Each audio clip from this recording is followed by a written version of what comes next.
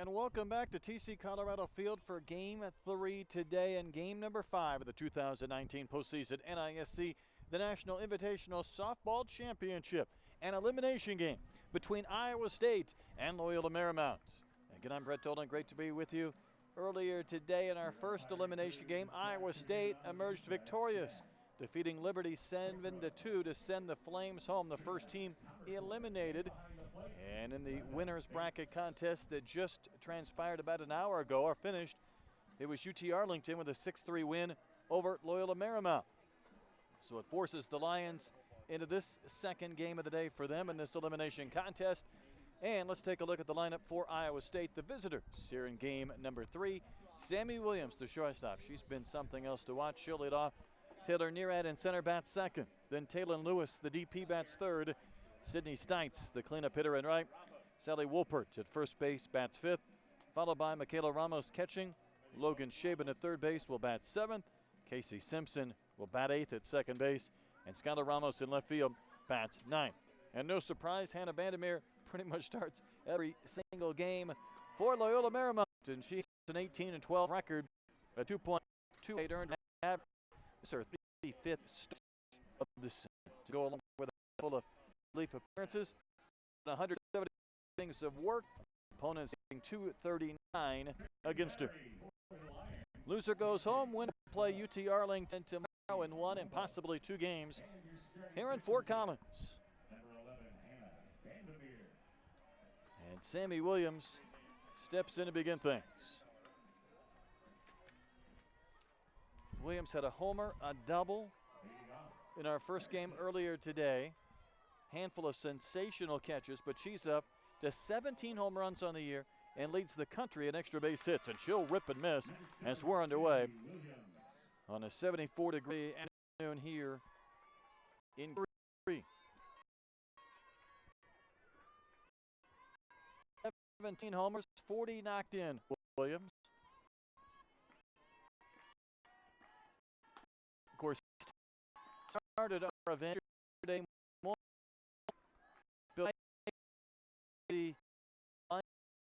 At 6-5. Williams homer in that Castello came against May rather than Bender already exited. And that back to green. 2 1/3 against Sox, giving up 4 hits, 4 runs, which were earned. Strikeouts. She's out. Williams also Walker.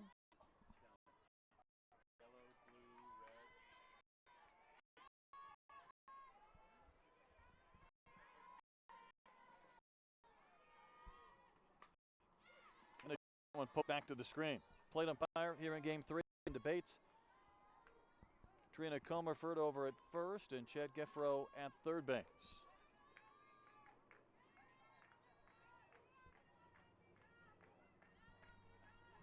One ball, 2 strikes to Williams leading off. And that one bends just a little bit outside. Iowa State 36-24 with their win earlier today. LMU with the loss in the previous contest 40-20.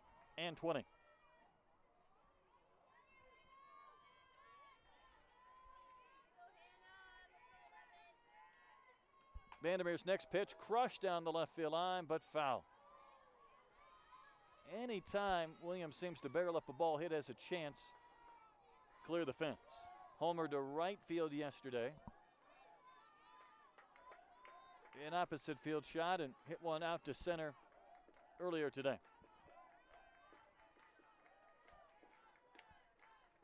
So the third start already for Vandermeer in 3 games. Her next pitch to Williams is fouled back. Vandermeer suffered the loss in that game against UTA. A couple of runs in 4 innings, so certainly didn't pitch, but her team did for 2 of their runs. They did bring it play, but it was not enough.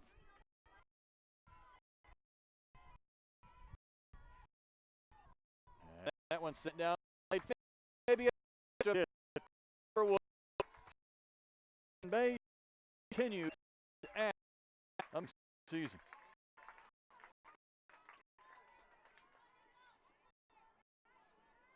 44 extra base hits on the season.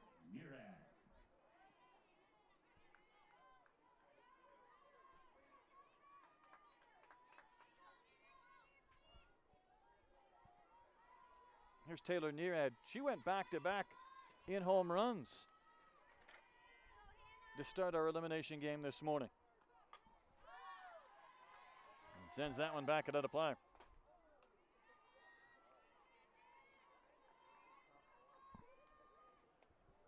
You think about that double for Williams. She has more extra base hits this year than singles.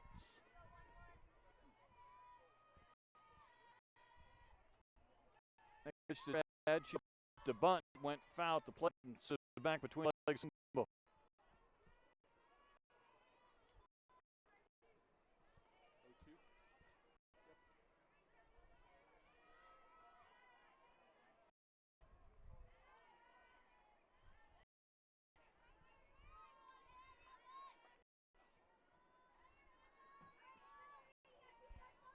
Another two-strike pitch, down and out. One thing I saw Williams, and it's not just numbers or some of the sensational plays she's made. She's a very instinctive base runner. Ball gets in the dirt, squirts away. She'll be looking to try and advance and make it to third base.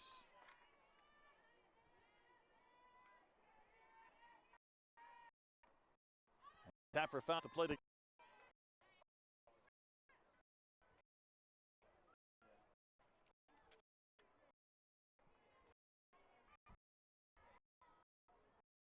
one of the storylines yesterday was met.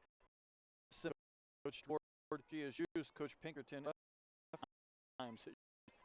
Working up in her career. Pretty good for her husband as well, Pinkerton. But it goes a little bit deeper than just expecting it in.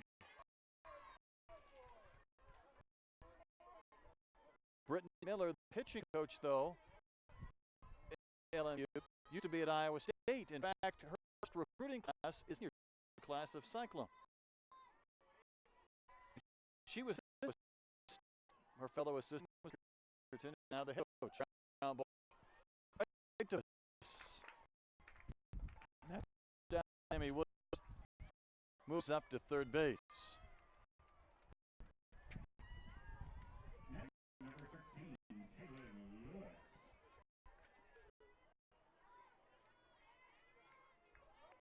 Here's Taylor Lewis.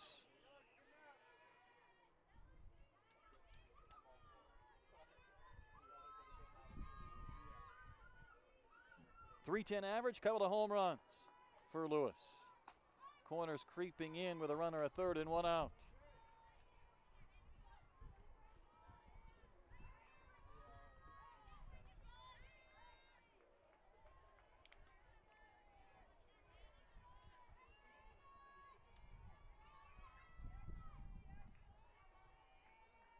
Vandermeer's next one on the way is in, and it was turned on and crushed in a mile.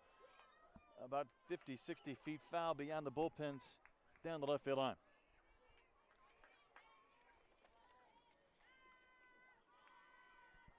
Lewis had a couple of hits, part of a 2-for-4 game to defeat Liberty earlier 7-2. Cyclones used a 5-run first, never looked back. And Liberty was just running uphill ever after that first inning, ever since. And that one a little bit outside.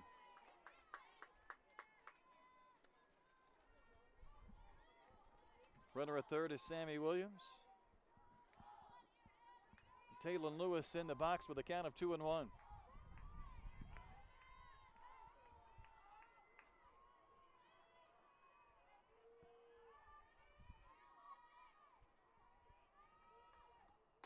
Ripped on and missed. Hard pitch over the outside corner, maybe even a little bit off, and Lewis could not resist.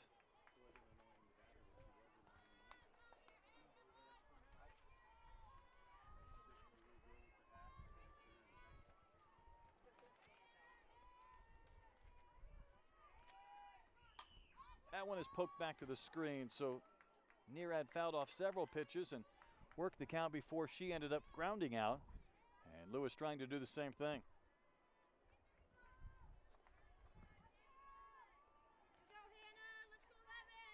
anytime two teams meet to start off a four-team double elimination tournament, as these teams did yesterday at 1 o'clock, the thought has to be we might see these guys again, and possibly multiple times. That one poked towards right. Diving by Flo. She'll shoot the first. Out of bus. Sammy cut across.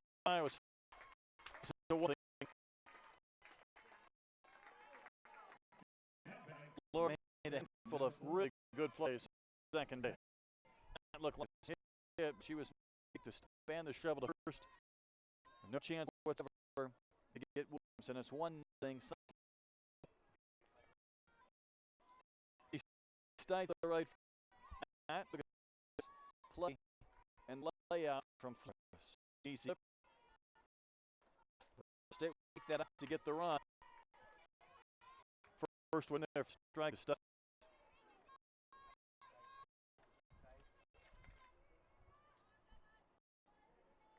Stites walked in our first game, went 0 for 2, did score a run. 6 home runs in that cleanup spot. She tried to hold back. Did she offer a quick appeal? No swing. And it looked like the right call. Stites kept that bat near to her shoulder.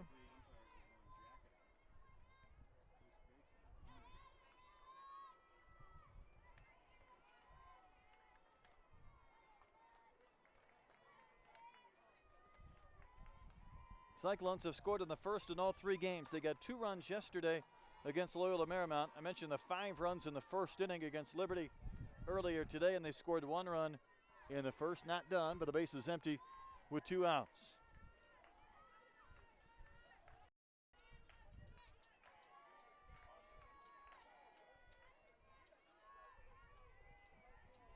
Vandermeer's next pitch way in. That was one of those, if Stites didn't swing as she started to open up, might have had to wear that one. Vandermeer has not been bashful about running pitches up and into the Cyclones, maybe encouraging them to turn and hammer pitches foul if they make contact.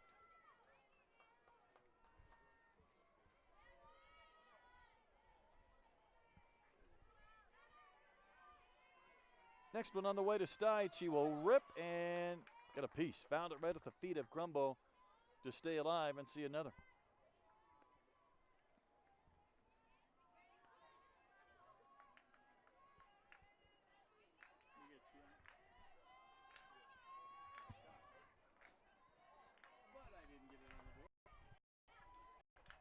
Two to stop with the is clear.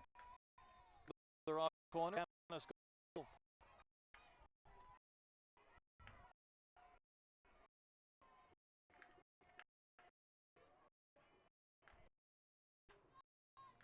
Well, Queen win was at Park game 2, going towards that left field. Sun peeking through the cloud. The top being as this 3 off handle, and Rick Chang found again. May have all for it. Been able to keep that bat hitting zone.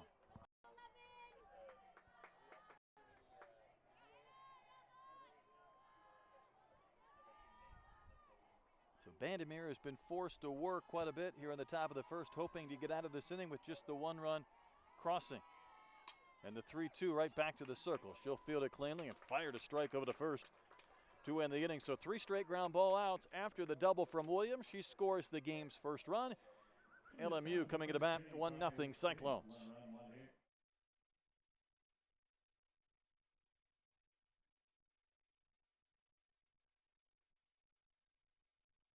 Triple Crown Sports Fast Pitch puts you at the most competitive and engaging tournaments in the nation. With decades of experience building relationships and trust at every level, Triple Crown is the engine behind the Colorado 4th of July, Zoom into June, and offers college events such as Portable Challenge and Post. Triple Crown is skilled, enjoy the thrill of the board, and building down the find your and with Triple Crown Sports.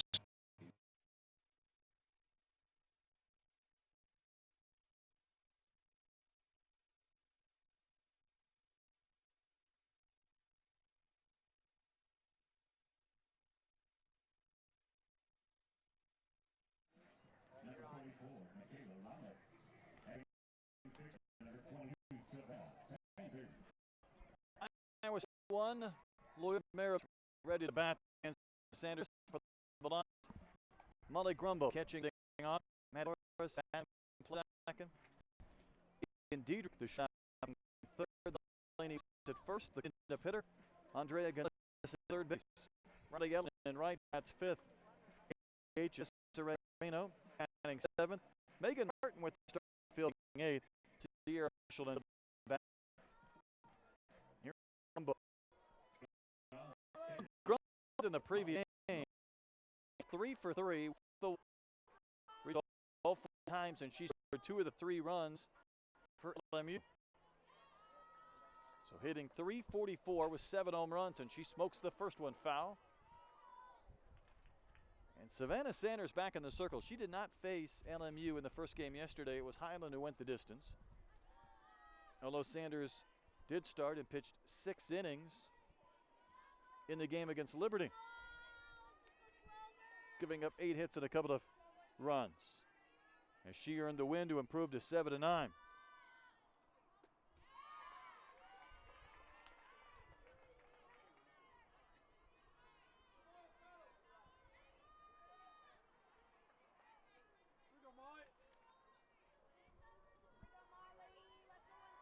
So Grumbo trying to continue her perfect day at the plate into the second game. In the air a long time towards right center, and it'll be tracked down by Nearad, who puts it away.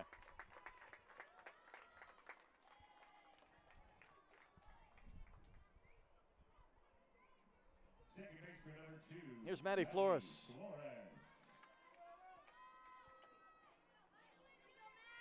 She doubled in a run in the 7th inning when LMU was down 6-1. They made it a 6-3 game, but left a couple of runners on base. She went 1 for 3, so her average at .221. And that pitch right down the middle for a strike. So Sanders with the start, 6 strong innings. Highland did come in to get the final 3 outs and finish things off. And that one fouled right back to the screen again.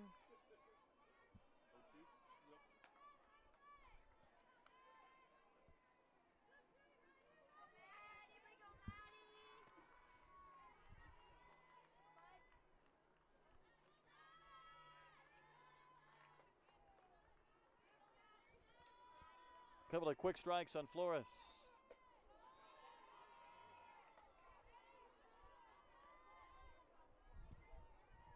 Like one of the pocket radars down in the first couple of rows, had that pitch at about 58 miles an hour out of the hands of Sanders.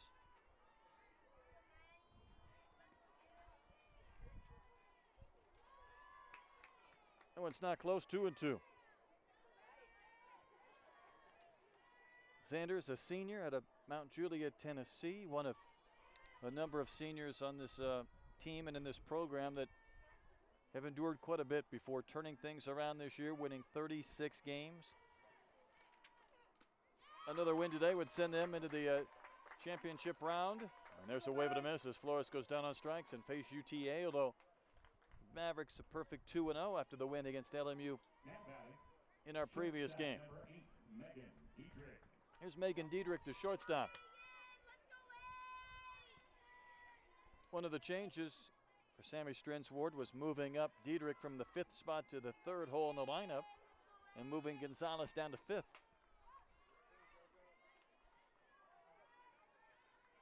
One fouled over near the bullpen area.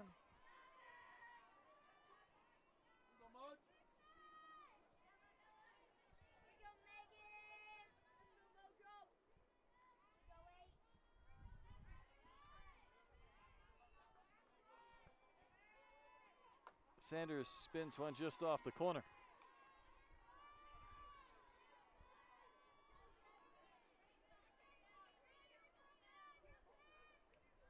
LMU did have 9 hits in the previous game, just 3 runs. Stranded 7 runners on base. Poke towards second, right at Simpson. Easy play, inning over. Lions go down in order. On we go to the second inning in our final game today. It's Iowa State 1 and Loyola Marymount 0.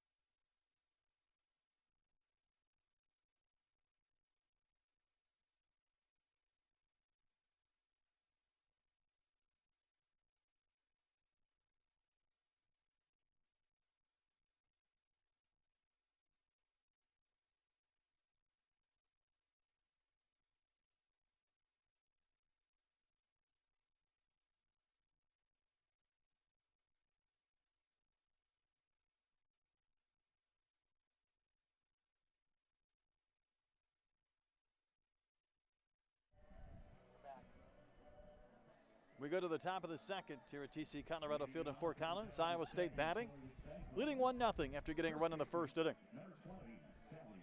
Sally Wolpert will lead off. Then it's Ramos and Shaben against Hannah Vandermeer.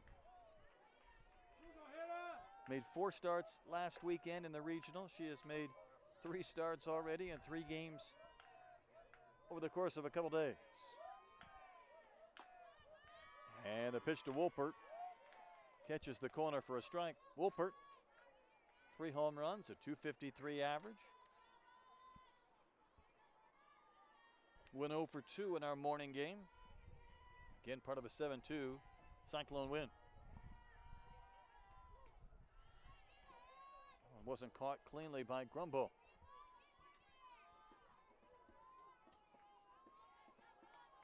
So for the Cyclones to lose yesterday to LMU, it was a bit of a setback, especially with a 5-1 lead and on a couple of different occasions being an out away or a strike away from a win, but bounced back to defeat Liberty.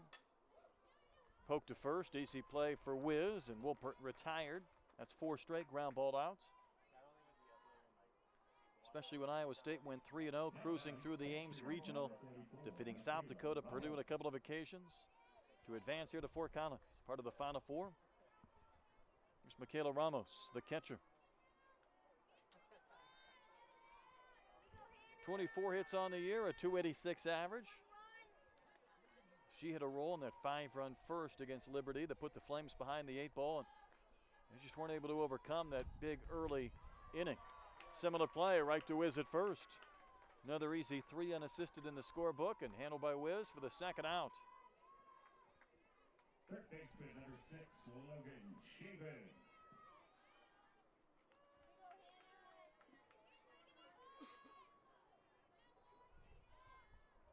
Logan Shaben, the third baseman.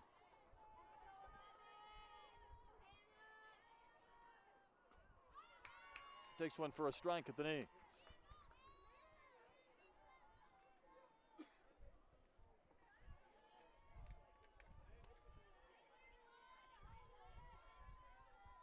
Shaben had a single, knocked in a run in the victory against Liberty.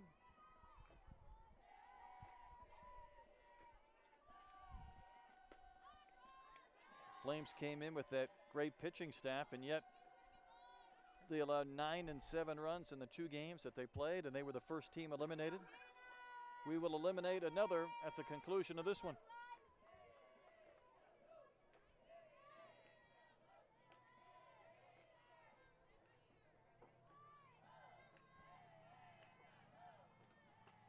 Good pitch for a strike, outer edge of the plate.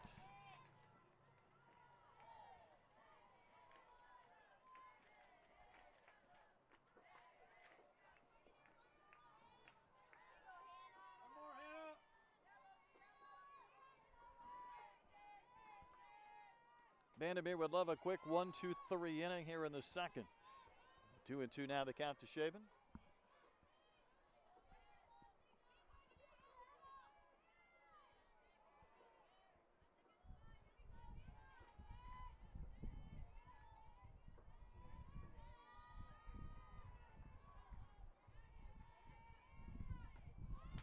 And strike 3 called on the outside corner, so Shaben down looking, and the Cyclones go quietly in the top of the second inning. Inning and a half complete. Iowa State 1, Loyola Marymount 0.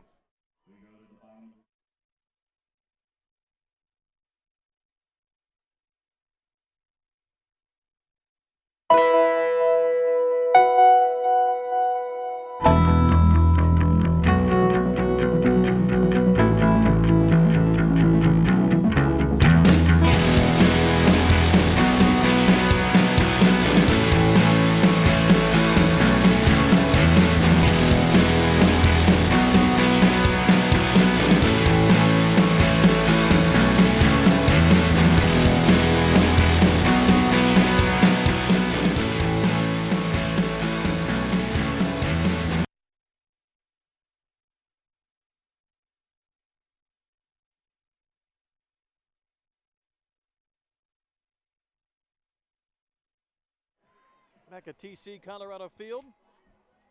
Our third and final game of today, our 5th of this tournament, the 2019 NISC, the National Invitational Softball Championship, first year of the 3 in which it's been played at this neutral site, this new facility here at the home of Triple Crown Sports. Lynnae Wilson lead off the bottom of the second. You see those 9 home runs for Wiz. She did get a chance to come to the plate, representing the tying run, a chance for another big comeback for LMU in the 7th inning of our first game, but she was retired and a bounce out to second.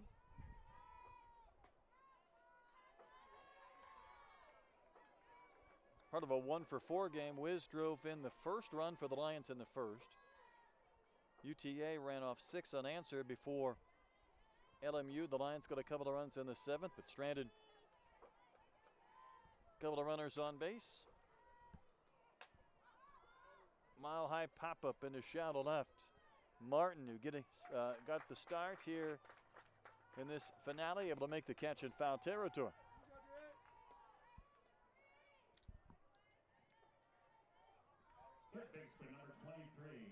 One gone for Andrea Gonzalez.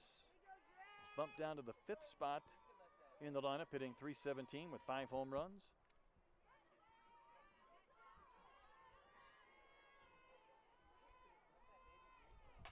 Ground ball right past Sanders.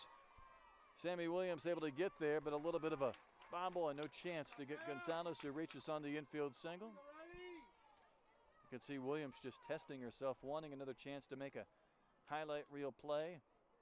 Venturing to the second base, right field side of the bag at second.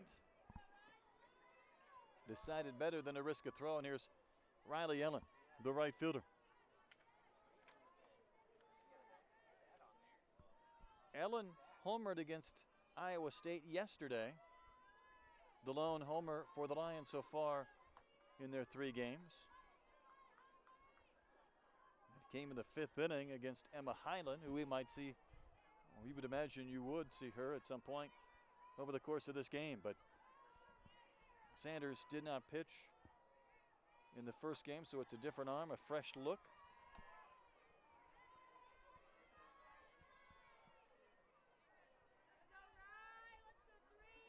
Wiz had the 9 home runs, Ellen with 8, and they provide the bulk of the power, half of the home runs for LMU.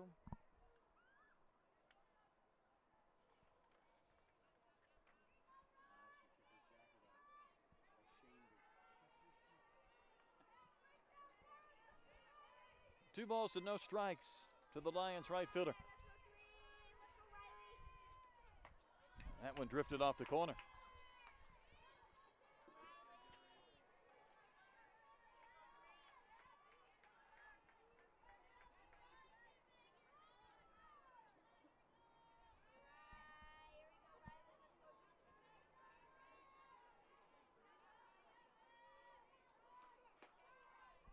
Good pitch for a strike. The one thing Coach Strentz Ward said about playing these games away from home and having to go and win in regional, it was held in Reno, Nevada, you just learn how to win on the road. Use this as a learning opportunity to build with this postseason experience towards next year. In the air, playable center field. Nearad drifting in, and the left-handed center fielder puts it away for out number 2. One thing Sammy said about her team is if they use this experience to get to the NCAA tournament, if they can find a way to break through without BYU winning the regular season, they will not be a two-and-done team because of an event like this and the experience of playing in the NIC. In this now an elimination game to try and advance to play UTA again, the team that defeated them 6-3 earlier. Desiree Marino. Roller to first, through the legs of Wolpert. Glove by Simpson, throws back to first. What a play! Right through the legs of Wolpert, but Simpson, backing it up, was able to make the scoop, and then Wolpert cruised back to the bag to take the throw. And that ends the inning. 2 complete. Iowa State maintains a 1-0 lead.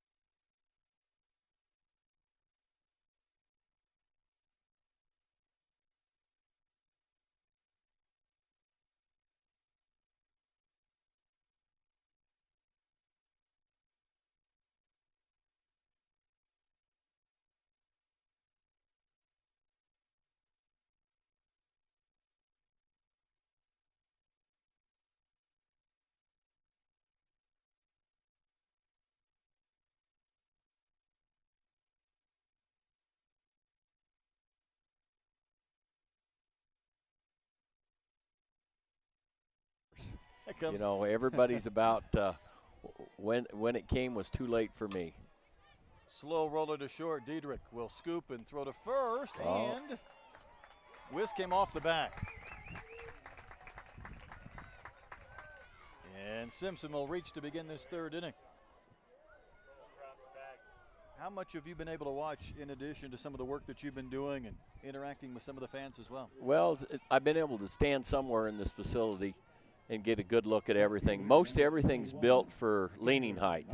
So I know there's a little confusion in outfield fence that's 4 foot. But if you notice, people can lean their arms over the outfield fence, the sideline fence. We've got a leaning rails over here on the party deck. So everything's about the normal experience around fast pitch softball, which is a lot of people standing, talking, watching.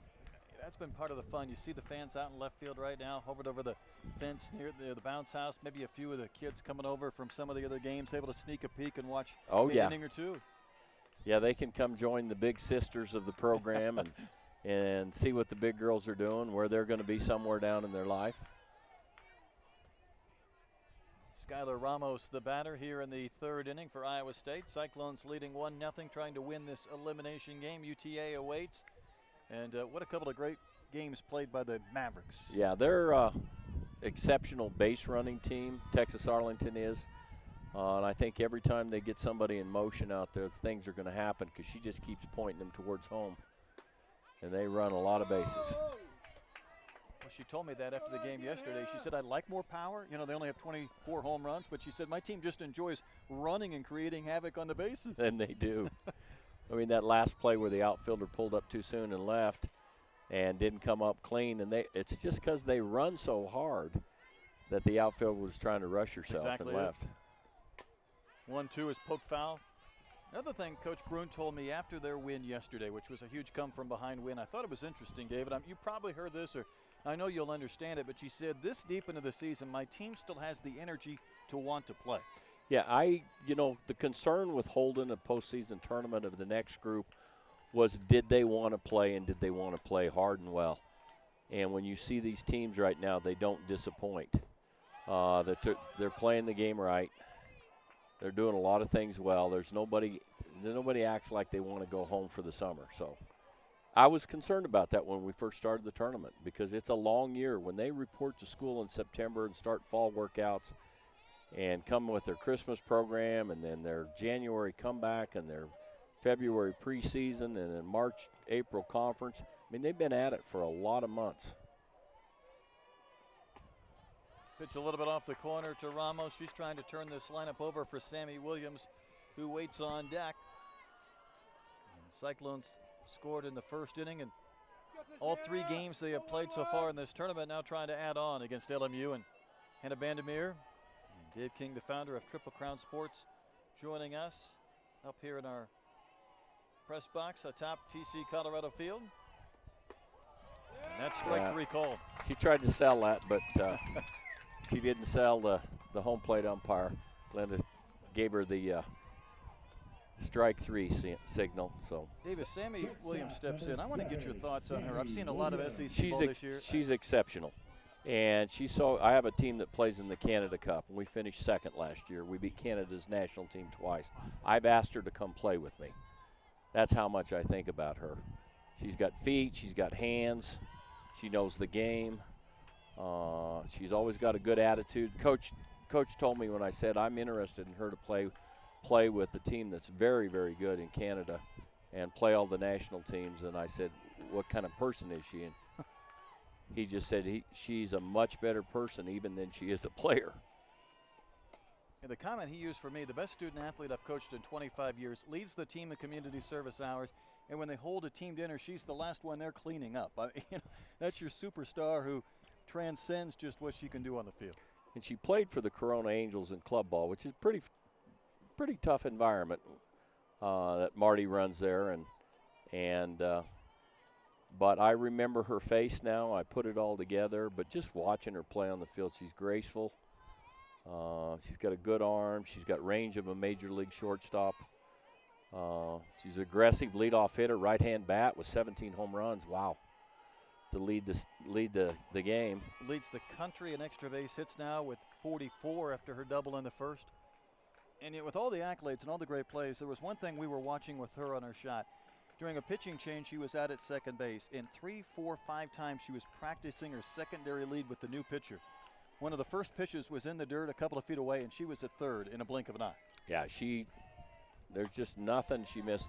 Goes the opposite way very, very well. So if you've got tough pitchers picking the outside corner, someone like her is a very tough out, i.e. the ball she hit 221 to right center in the gap yesterday.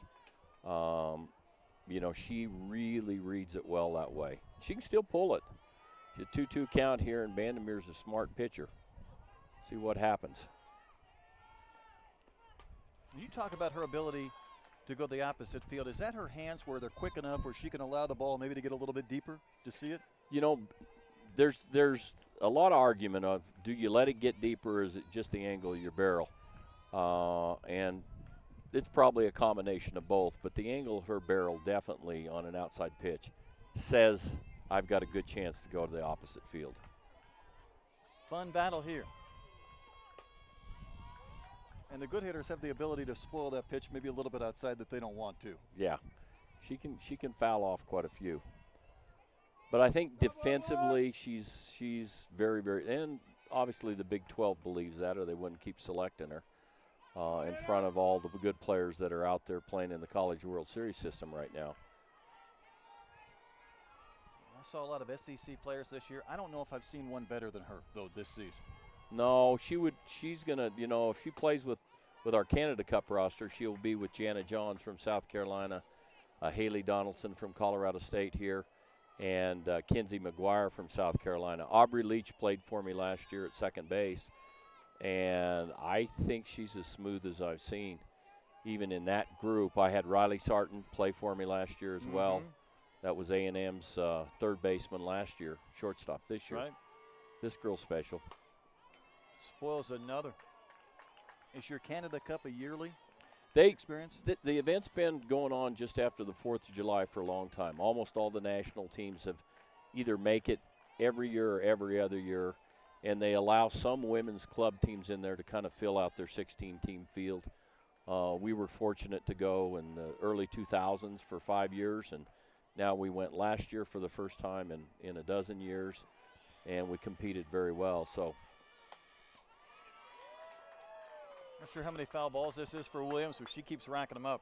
Yeah, she's definitely taken 5 to the right side of the field since we started here on saying she could go oppo. Now I'm wondering if Coach will finally call an inside pitch and she'll yank it down the left field line just to surprise her. But she seems so balanced. If you look at her, she's just poised like a cat. Be a tough pitch to get her out, but Vandermeer's good. And another one spoiled. 10 pitches in this at-bat. Vandermeer had to go for a little bit of a stroll just to collect herself in this lengthy battle. Well, she definitely can hit her spot because she's about a ball out on the white of the plate, which is a callable strike or a ball 4 type pitch, but she just keeps throwing it there. Another 3-2 pitch, and this one sent foul down the right field line. So on we go to number 11.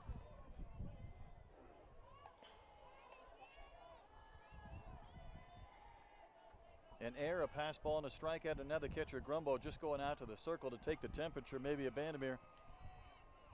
You look at our dimensions on this field when I built it, the 207, 214, 221, trying to give it a little more size than the normal college softball field due to Colorado. And then when I saw the bombs yesterday, I thought, oh, boy, maybe I didn't give it enough size. But it's kind of tapered off. It has come back into reality here today. People aren't leaving pitches up anymore, and they're starting to realize that Liberty, I think, paid the ultimate price for leaving too many up. She did come in. Ground ball to third. Good play by Gonzalez for the second out. As an excellent pitch. They had her swinging. They had her thinking swing. They threw it out of the zone up and in. And the only thing she could do was top it. Now batting Center fielder, Took double number digits 8. in pitches to retire her, and there's 2 outs for Nearad. I know we have a few more games left. What has pleased you the most, though, about this experience here in Fort Collins? Well, you know, everything's about possibilities. Ball clubs, you know, venues, tournaments, and I can see a lot of possibilities for the future. I mean, from the teams that liked it to the kids that were part of it. You know, there's just a lot here for the future for college softball to enjoy another group. Got to remember there's 26 conferences every year that probably will never get a chance to get a second team in the NCAA tournament. And so they've earned postseason. They got postseason level. Oh, I like her, Sammy. I mean, there's a postseason level player that no one's seen, except now we have. You're exactly right. And it's just amazing the number of eyes that might be on a player at some point. Well, this one's starting to carry. Oh. What a grab made by Martin. It got caught in the jet stream or something. Cyclones strand a runner at third. We go to the bottom of the third. Iowa State still up 1-0.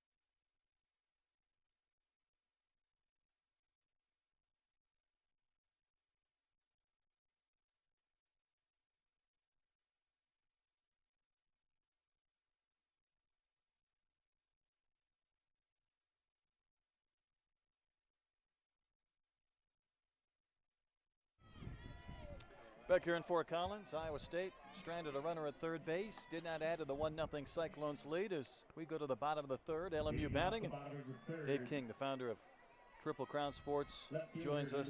Dave, when Elliot was up here earlier, we were talking about this softball community, how it seems big, but really in some senses it's pretty small. And, you know, these two teams faced each other yesterday. Brittany Miller, the pitching coach for LMU, used to be on the staff with Coach Pinkerton when he was assistant. She was the one that recruited this senior class, and now they're going head-to-head for the second time in 2 days.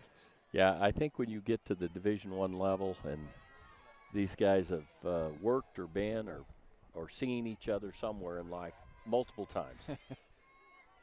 But there's a lot of really good people that spend a lot of time in this game. The game is so much faster in watchability than baseball. I mean, and I'm 20 years of baseball coach. Built our baseball program into something that was really special. But the fast pitch game, the pace of it, the rhythm, it just comes at you quicker. And the one that the boys tend to miss is these girls don't get to gather and shuffle stuff in the infield. They got to pick them up 1, 2, 3, 4, and they got to make them drive towards the plate, and they got to release it clean as soon as they catch it, or there is no chance at an out. Exactly right. Where the boys can gather a little bit and still shuffle back, get a couple hops, gather a couple more times, and get a lot of outs, where there's no moments like that here. So they've got to be so clean and so quick on their release. So, you know, you look at someone like Williams on this team and you watch her footwork. It is unbelievable how fast she moves to the ball. Did you happen to see her warming up before the first game? She was almost like a boxer jogging in place, coming forward and taking ground balls. It was something I wish I had recorded just to share it with others. No, she's got the rhythm of the game. And, you know, the game is like a drum beat. And, you know, sometimes it's slow, boom, boom, boom, and sometimes it's boom, boom, boom, boom, boom. And she gets, oh, that's a shot. That's right there, going to hit that fence, and it's gone. It is gone. Meagan Martin, her first start, hits her second home run of the season, and it ties up this game. She's smiling a little bit. Wow. I don't believe she had an at-bat in the first 2 games. She gets the start and delivers. Yeah, she hits that at arguably the deepest part of the ballpark at 221 and just clears, but wow, that makes this game a little different. Tightens it up indeed, and here is Sierra Marshall, the center fielder for LMU. You know, your point, though, about baseball is a good one. I mean, I worked 20 years in pro ball, 7 at the major league level, and I have so many concerns about the sport, the way things are trending, and watching the game is tough, whether it's a college game, whether it's a pro game, because of the length of time you need to invest in. This game can be so much crisper and cleaner and faster. Yes. You know, I love baseball, so there's no complaints here, but it's it needs a pop or a beer and a dog about every third inning, and, to keep the pace or the rhythm or something. Where this game, you don't want to get up too many times because you're going to miss a whole sequence of things happening. And then the level of play, Coach and I coach both sides, and so the guys, you tell them 6 times and hit them over the head with a frying pan and tell them one more time and they do it. And the women, it's one time. You just got to say it right, and they make the correction. So they learn so fast. The appreciation of women's sports is unreal for me on how attentive to detail they are, how competitive they are, how compassionate they are at the game.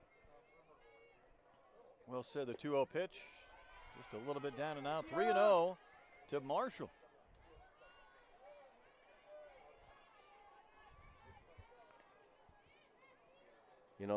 They've taken her through a couple sequences here. She's in a fairly deep inning count for today, correct?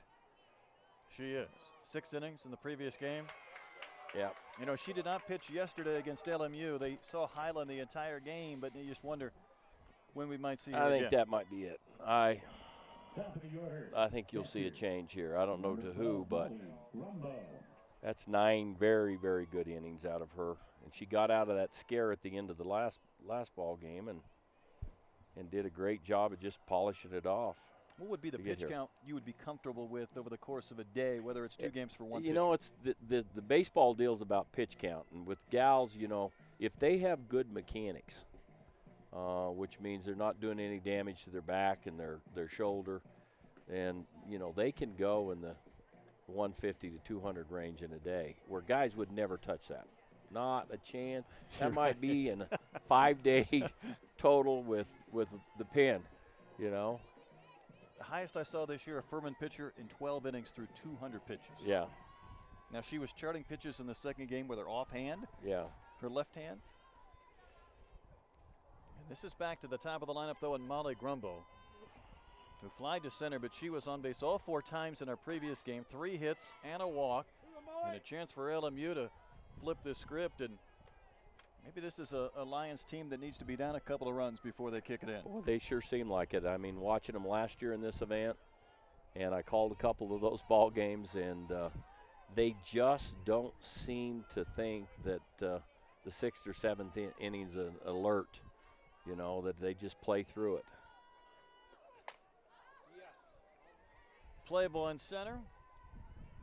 And Nerad is there to make the catch for the first out. And that's a big out with Flores, Diedrich, and Wiz, the next 3 scheduled hitters for LMU. Second baseman number 2, Maddie Flores. Go back to yesterday and you think about the 2 comebacks we had. Each team that won the game was down to their final strike without having a lead and then able to find a way to win the contest. Yeah, and I think that's more about expectations of believability on a roster. As you can see, coaches and players, a lot of times they follow the lead, but they begin to think they can't win, and they play to that. And coaches like, Texas Arlington and PJ's bunch and Loyola Marymount and Sammy, they don't seem to be that rattled by the whole thing. That's a great bunt. Shaban at third makes the play and a good throw to get the second out. Tight enough ball game to play for one. You don't see this much in baseball, the short game, other than by the pitchers. But in fast pitch, the adage is if it's less than 5 innings and you got a 3-run spread, the bunt still moves somebody over. And if it's not a hit fest, it's worth trading it out to close the gap or improve the gap of 3 runs. So that's by the book right there. And now Diedrich a chance with a base hit to give the Lions their first lead. In fact, they scored the first run in the previous game, and then after UTA tied things up, they have not led since. But the home run this inning from Martin has tied things up. Dave King, again, the founder of Triple Crown Sports, joining us. Talking about this event, the NISC, and there's a roller to short. That ball rolled up on the hands of Williams, and she still made the play. She's real clean. She's real calm. You know that's fast, okay. And that body rhythm of fast, calm down, it's okay. Can you teach that, or is that ingrained? I think you can teach it, but it's a drum beat they feel in them, that they went hard and then it's calm. Through 3 innings. New ball game, tied at 1, LMU and Iowa State.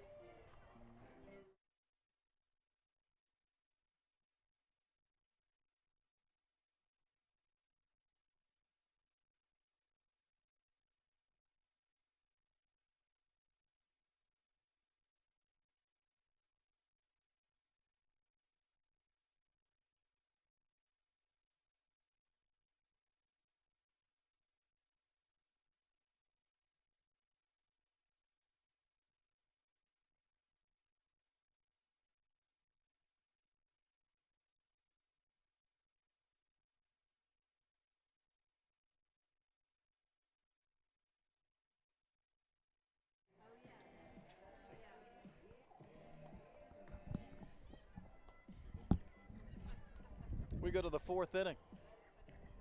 LMU with the run and the home run from Martin in the bottom of the 3rd. So Iowa State and Loyola Marymount in this elimination game tied at 1. So we go to the 4th inning. Vandermeer back in there, and she'll face Lewis Stites. And then the 5-hole hitter, Wolpert. I think you're right, though. Yesterday we saw a lot of offense. We saw some home runs, and as pitchers have kind of adapted to the possibility of giving up some long ones or some big innings, they have reined things in. And I think it has a lot to do with coaches, too. All the coaches are over there calling pitches. They got a sequence that works. Let's look who was at altitude. Who was at sea level? Who was at heavy humidity? So everybody here hasn't been really fire tested other than LMU to what playing in Reno last week means. Good point. You're starting to see that ball get positioned at the knees, off the plate, nibble. And really patient hitters are rewarded, and impatient hitters have to pay. And coaches have to learn they're not going to get the sneaky pop-up by. Taylon Lewis drove in a run with a ground out to second, back in the 1st. Plated Williams, who was at 3rd. You know, percentages are interesting in fast pitch when you look at pitch counts and you start to chart. And it's still predominantly, you know, two out of 3 pitches are going to be thrown on the outside part of the plate here in this game. And very seldom do you see a girl with enough stuff, or a coach that really believes enough in a true inside program. And so the inside pitch is still a freeze pitch, a jam pitch, a pop-up pitch, but it's very seldom, a program, a Rivera program where you just run it in on the hands. It takes a tremendous screwball, or with the lefties. You see Oklahoma trademarking that lefty run in on the hands program. And that's a similar to what you would have seen at Major League Baseball level with running in the hands, sawing off the bat. Hard lefty on a righty, running up and in. Megan King right now for Florida State. So there's a screwball in. Able to clip a part of that plate, apparently. Cannon's gone full.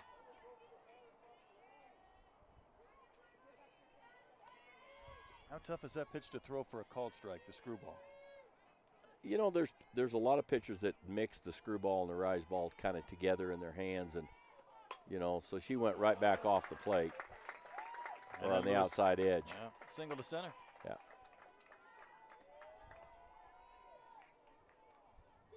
So the Cyclones back in business. They stranded a runner at 3rd last inning, but Lewis on, and here comes Sydney Stites. Number 4, Sydney Stites. Vandermeer, though, she's trying to set a record. She started 4 games in the Reno Regional. She started 3 games already here this weekend. Yeah, she's on her way, isn't she? She's definitely the go-to starter for them. She's chewed up a lot of starting innings, and their combination after is still good. What type of strategy would you employ facing a team for a second time, as far as wanting to utilize your best pitchers, but at the same sense, not trying to show too much of them over a number of innings where the hitters get comfortable?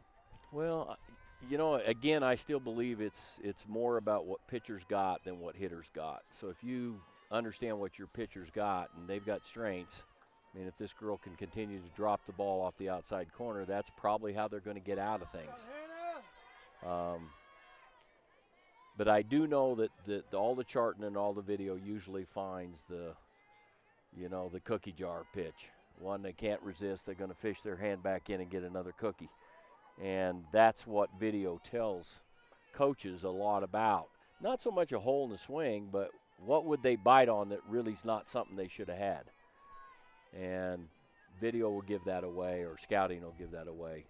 That's why a series is so tough in college. You know, you play a 3-game series, the likelihood that, the comparison to baseball, you're not going to see the same guy unless it's a closer or reliever role. Right. But you're going to see a starter twice, and she may be in relief one more time in a 3-game series. So that scouting ability of players, where there's something they'll bite for. Under the glove of Diedrich, a couple of runners on base for the Cyclones. So that's an outside pitch pulled across, which, usually is an out for the infield. In that case, she found the 5-6 hole with that one and got some good results. There's just about no way in the statistics of the game that you don't lay down a bunt here. I mean, it's a 65 to 70% chance play with no outs, tie ball game, 4th inning, that you'll see a bunt in one of the first 3 pitches here. So if this kid hits and runs or watches for a while, it would be unusual.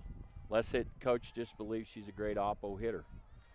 But that's an inside pitch again from Vandermeer, hoping she can get a ball pulled on the left side. Wolpert rolled out quietly to first, back in the 2nd inning. Not squaring, and all of a sudden they count 2-0.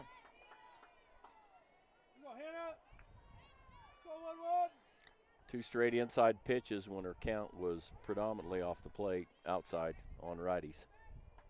And in today's age, if you look at Iowa State, it's a very unusual roster with very few left-handed hitters.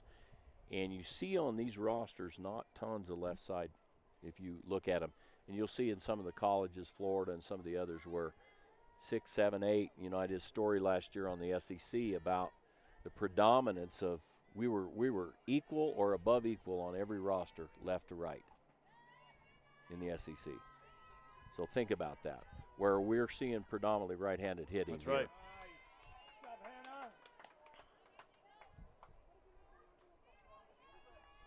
2-1 the count to Wolpert.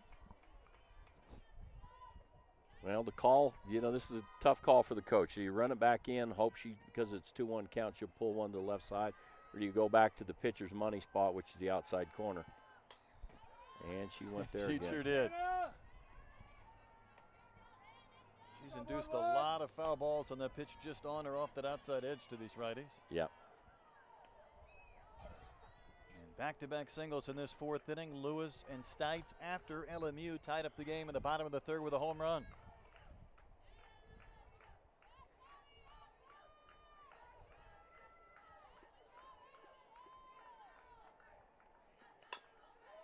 Up the middle. What a play. Bounce to first, but a double play and a throwback to 3rd. Getting greedy. What an effort by Diedrich at shortstop. That was sweet. That's sweet. She played, this is her 2nd year of softball. She played exceptional. all over Exceptional play. Great like footwork. Great game savvy. Ran herself across the bag. Picked it up and ran herself across the bag. No question. In fact, she was so early that I think even on her throw, she started to panic a little bit, saying, I hope the first baseman's there because I got a double play here. And then the one hopper and the first baseman is obviously exceptional first baseman. Picked that one up with ease and gave her the thank you double play. Boy, she did. Here's Ramos, the catcher. And that one just off that outside corner. Well, we didn't have the bunt, so I think Coach Pinkerton will be down there saying maybe I should have runners on second and third and one out. But I didn't.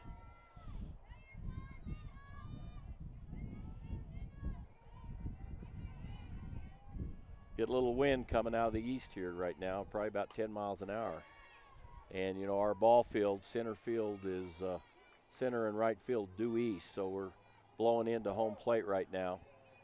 If they hit it to left field, it'll catch the breeze and probably fly out of here, but right field is probably going to hold it up. At some point, we're due for one more home run over the mountains and left. Yeah, I think one's probably not enough, is it? You might be right.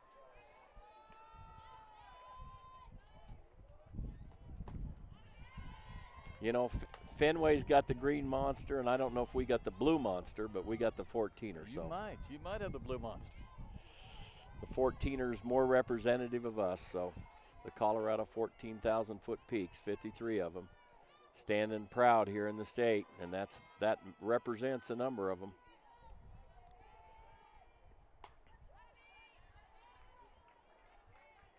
Well, it's one of those things that can identify this ballpark. We've had some drone shots from up above and some different angles, and it's just something that you can see hopefully in years to come, and you're going to immediately recognize where that stadium's at. Yeah, and the other thing is I don't know how many all-wood stadiums are out there, and you're going to see more wood as we add on to this. This is Brazilian tiger wood. It's got a 50-year lifespan, and it doesn't splinter the butt, as they say. So you should be good to sit on it for a long time. That's good.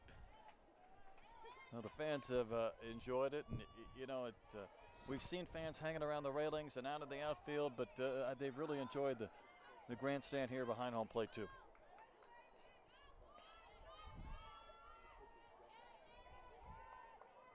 So after a couple of singles to begin this fourth inning, Vandermeer trying to strand another runner at third and keep this game tied, and the pitch is grounded right back to the circle.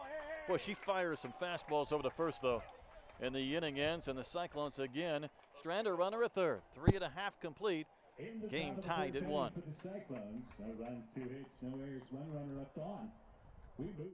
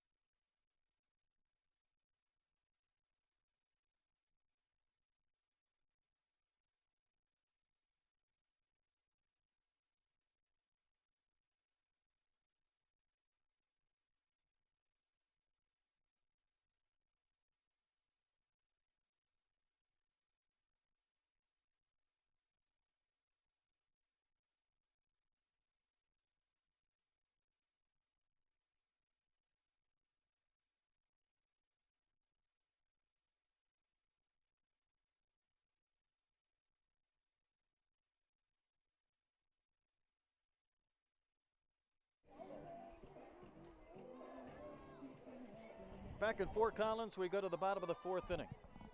Brett Dolan, Dave King, the founder of Triple Crown Sports. And Iowa State got their run in the first inning. LMU got the home run from Martin in the third. Iowa State's had a couple of chances in recent innings to regain the lead, but here comes Wiz leading off for LMU. She'll take her cuts. Wiz had some key at-bats last year in winning the championship. Good right-handed power hitter. 3 home runs in the Reno Regional and scored 8 runs. And that was with LMU losing that first game and then having to come back and defeat Nevada a couple of games to advance here. Led off with a nice off-speed pitch, changeup that was probably in the 40s mile per hour. So for Sanders, remember she pitched 6 innings earlier today. 8 hits and a couple of runs. This is her 4th inning of work. Yeah, I thought her number was probably up last inning, but she's come right back out. Seems to be sharp. I was with you. After a home run and a walk, she went fly out, ground out, and that was it. You know, we've built our own ball field for this championship. We got our own crew that's here, led by our media team and Andy Hansen, and that group has done a bang-up job of an in-house production that we put on the YouTube platform that would match a lot of things. And she didn't get all of that one. There's Ramos in left. She'll put it away. Ramos has got that big left-hand stick-up glove. I like that. These guys back here, they're getting pretty crafty. They're slowing things down on the slow-mo plays at first base and the replays.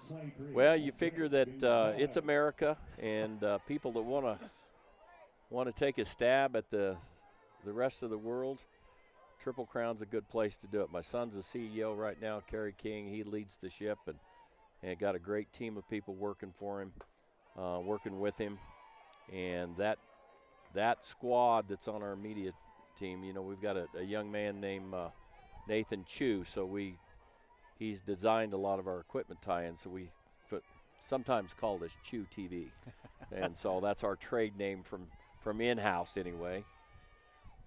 I like this gal swing, but she stands so short for a gal that's probably closer to 5'10", 5'11" in real life, but she squats down. Well, there's been so many hitters for LMU, a similar stance, the way they crouch. She doesn't quite crouch as much as some of the others, but she still cuts down that zone. She's no Bagwell, but, well, she's close. She might. Every once in a while she'll get a little bit not lower. wide enough. Oh. Back off Sanders, able to pick it up and get the out at first. That was the defensive glove, which means I think that might hit me. I think she's going to be fine. She says, Coach, you go back. You sit down. I'll be fine. You make a bit fuss out of this, we're going to have a problem. Just like that, 2 quick outs. Dave, you talk about your son running Triple Crown and what you guys have done. Is there still areas in different sports that you want to pursue, or do you want to continue to get bigger in some of the events and sports that you've Well, undertaken? obviously, our mission statement's about create memories for people, things that they couldn't do on their own, explosive moments where, you know, joy and grandeur and competition are all together. And I think he believes there's a number of opportunities left on the board. You know, we've recently tackled lacrosse under his watch, taken a look at snowmobile hill climb under his watch. So I think there's more on the horizon. I'm still, you know, put a little dirt and grass and maybe a basketball hoop around me. Okay, I like it. I know my way around. And after that, I know track and field real well, so he's rumored about that. But I think you'll see us in more sports. Okay. Pitch is a little bit in to Ellen, batting with the bases empty and 2 outs here in the bottom of the 4th inning. You know, if you look at this setting and you get the 12-year-old, 11 and 12-year-olds playing just over the top of center field fence, and then behind us we got the 14s and 16-year-olds. So, you know, it really is the community of ball. We started this thing off with a clinic where the big girls and the little girls matched up the 10s and 12s and just played. You know, sing songs, dance along, throw the ball, get to know each other, and kind of try to remind the big girls what the little girl in them, and give the little girl something to hold to esteem level. And it was good. It's worked. What were the reactions like for the young kids when they were able to interact with the college players? Oh, they loved it. They know their names. They got their names on their shirts. They really enjoyed that process. And, you know, the NCAA tournament does the same thing in Oklahoma City with programs. They reach out. But the touch is real important. You want to be a fan, see a real person, know their real name, get a real hello. 1, 2, 3, quick inning. On we go to the 5th inning. Iowa State and LMU trying to advance to tomorrow. Still tied at 1. Tied up.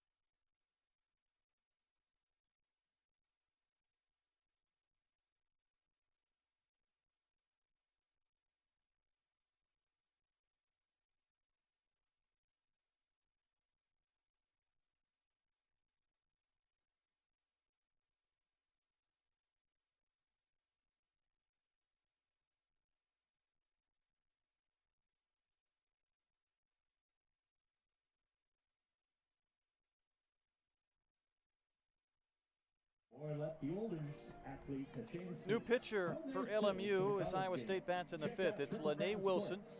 She had the flu last week and wasn't able to pitch in Reno, so she replaces Bandemir in the fifth as Logan Shaven will bat. 7, 8, and 9 in this game, tied at 1. And the first pitch is up and out. Dave, we were just visiting about this field. Once this tournament is over, what are your plans to keep this field in use over the course Well, of the our summer? club team practices here. We share it with our club baseball team. So we have 6 youth teams that train here and in fast pitching. And we have another 4 that train here in baseball right now. You realize the more teams that see it, the more they're going to want to play on it or more tournaments, right? Yeah, I realize there'll be more demands from that standpoint. But most of the upgrades here are fairly simple. You know, things that a little TLC keeps up, makes look good. Things that could be done in your backyard type deal. Lynnae Wilson making her 35th appearance of the year, 7-1, 3 saves, more than 80 innings of work. She's walked 9 batters in 81 innings. So she's fairly efficient, you might say. You don't have very many walks, and you've got 80 innings and you walk 9 batters. That's one every game and a half, so that's not too bad. See if I jinxed her after she Oh, jumped yeah, ahead for quickly. sure. For sure. This is ball 4 coming up in the next 3 pitches. Nah, she's already up 2-2. She'll be fine. So Bandemir went to 4 innings, gave up the run in the first. Nothing after that. She gets the wave of the miss. The high fuzzy one. See that throwing at the letters here, top of the letters, neck high, 2-2 count. That, lots of times in Colorado, you can't survive very well. So if you try to blow up by people in the middle of the plate up, that bite me pitch where it ends up usually biting pitchers here. That's the difference in pitching at altitude. Is it because you can't get the pitch high enough? Oh, there's all Spin it kinds of theories, but I think the air's thinner. It doesn't bite as much. When it flies further. So whatever your movement is, there'll be a little less of it. Whatever it is, there'll be less of it. The seams don't catch as much. And then a lot of it's just head space. You know, you leave a pitcher in Colorado for 3 or 4 years in Major League Baseball, and pretty soon they want to be throwing in the net. You know, they want to throw in the American League real soon. No doubt. Let's get somewhere where there's not any parks up in the air.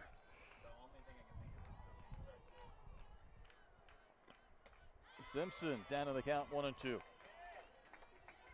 So she's going to get some batters with that. But my fear is that the game winner will come off of something like that.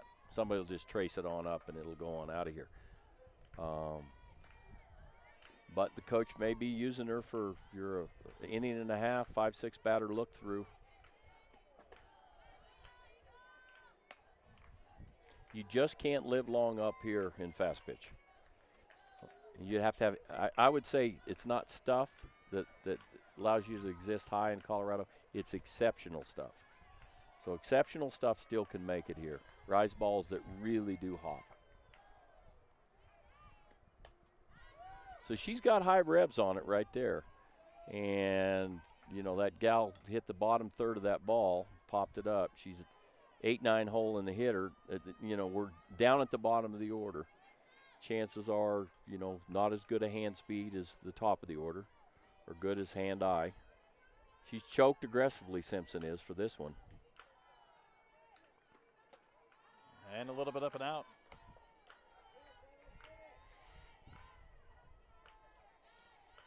The thing about me is I tend to guess a little bit too much on what's going to happen.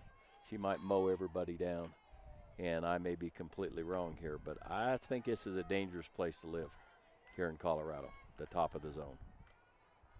See what she does on this payoff pitch. A little bit lower there in that sequence.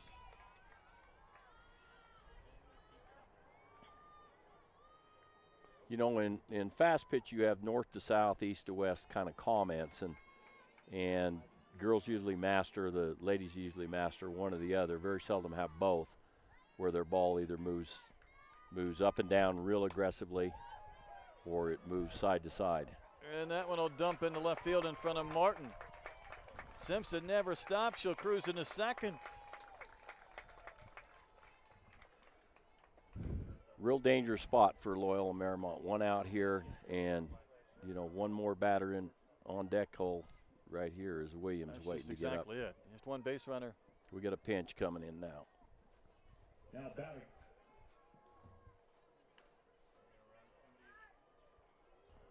It's like number 5.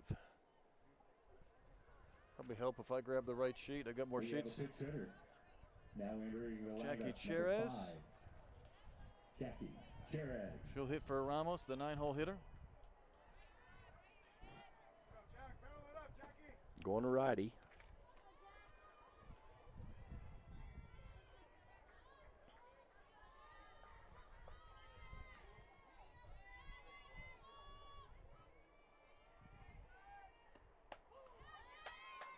Able to jump ahead, popping in a strike to Cherez. You know, we had snow here on Tuesday morning. So we had 3 inches on the ball field, and sometimes people forget what our weather, you know, people say their weather changes a lot. Colorado is very dramatic in its changes. So here we are at 70. We couldn't put the tarp on Sunday, Monday, or Tuesday because it was just too much moisture coming down. We couldn't get in between it. And some of that moisture was snow that had about an inch of moisture in it. Yeah, I would say we've lucked out a bit. The weather's been ideal, and you know, would not have been a lot of fun in 43 degrees or dealing with some sunshine. But whatever it is, you called in for a favor. You got it to work starting Friday. Being in the event businesses for 38 years, I am owed a favor to over time. But you are. Memorial Weekend here in Fort Collins, Colorado we've been playing here since 1986, and we've completely lost 2 weekends. The rest of the time we've finished in some fashion our youth baseball or our girls fast pitch softball or our slow pitch softball or our outdoor 3-on-3 basketball. We've had a lot of events here on Memorial Weekend. Good place to be. So the majority of the time it's this 65, 70 degree weather. We've had a couple socked in years. Watching the Iowa State kids, they stuck around, didn't even go back to the hotel. They stayed here for game 2. They've been used to Ames, Iowa all spring. So this to them felt like probably the beach. Yeah. There's a reason the corn grows. McKenna's gone full to the pinch hitter. Cherez with Sammy Williams waiting on deck. 1-1 game. Pretty big pitch. See if she shoves that back down low and inside like she did last time she was in this spot.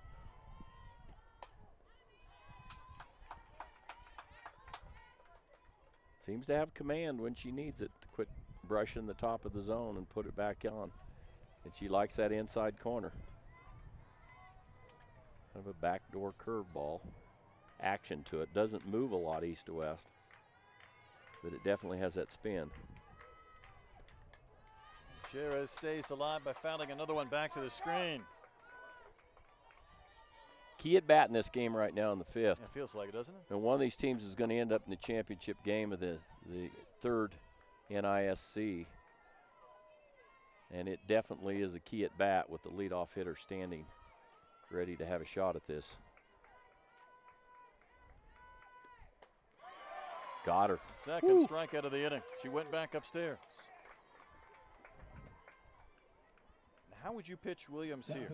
Walk. Okay, that's what I was thinking. Well, they got her out high and inside last time, and she on what, the 12th or 13th I think it pitch? might have been the 12th, yes. But I doubt they'll go there right off the bat. She doubled and scored in the first. Cyclones have not scored since. More extra base hits than singles this year for Sammy Williams, leading the country in extra base hits with 44. We're looking at her at bats. She hit 200 at bats before she started this ball game. That's a lot of at bats. That's being at the plate, taking a lot of. Ooh, she went after that up pitch and didn't find any. So maybe there's a little more spin on it than the altitude. She's got enough revolutions in it to get the altitude to work for her some. She went right after Williams, though, with a base hit would put the Cyclones back in front, or so you would think. Saw a flare right to the shortstop, Diedrich, to end the inning. So she got her. Got her.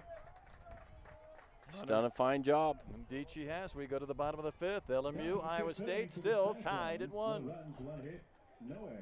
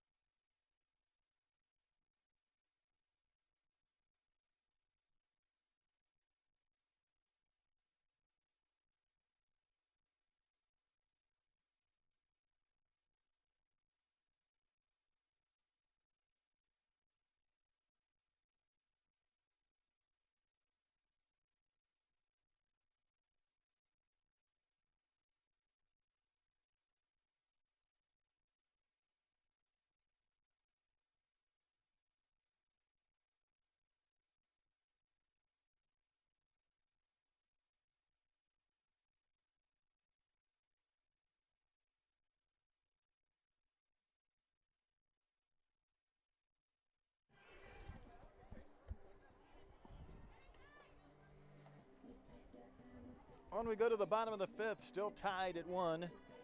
Iowa State and Loyola Marymount. Cyclones got their run in the first. Meagan Martin homered in the third. She's due up second this inning. Cyclones have run on a new left fielder, Hannah Carter. Out there in left, here's Desiree Moreno.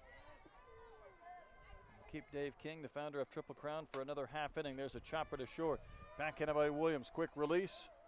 Ooh. And the tag was made over at first. Quite a collision. That was solid, but it looks like Desiree didn't have any problems. The first baseman, she needs a moment. She's good, though. She gave the thumbs up.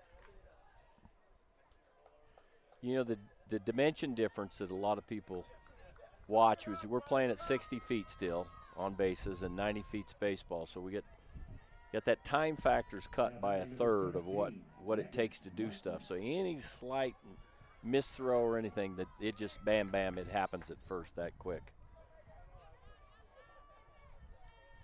Here's Martin, who hit the home run back in the third inning to tie up this game. You talked about making memories. Here's a girl, she hadn't played in the previous 2 games. She's out there, she gets a start in her first at bat. She hits a home run. Yeah, that's a pretty good memory. You're right about that. I had a little movement on it. Fell off the counter, as they say.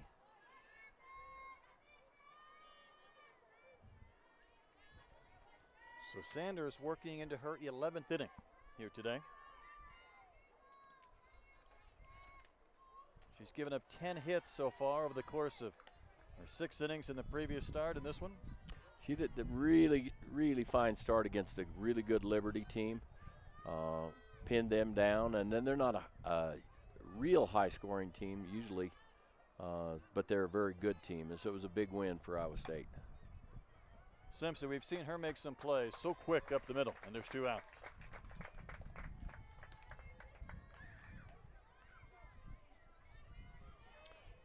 Somewhere in here's where Loyola Marymount's been ringing the bell, either in the 5th or the 6th of these games. They tend to come screaming back in here somewhere. And this one, they're not behind, though. That's right. This doesn't take as much work as it did when they were down 6-1 going to the 7th in the previous game. They scored 2. They ended up bringing the tying run to the plate with their power hitter. And lost 6-3. Heavy down pitch there. Little movement in towards the batter. And Sanders has retired 8 straight. Trying for another perfect inning.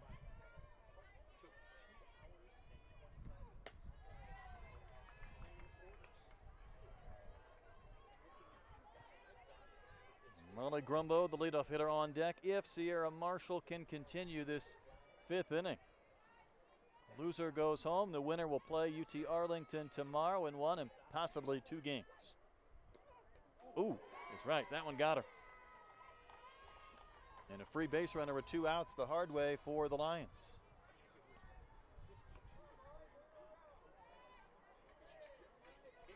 And it also brings up Grumbo, who twice today has flied out to center after getting on base all 4 times in our previous game. For the Lions, catcher number 12, Molly Grumbo.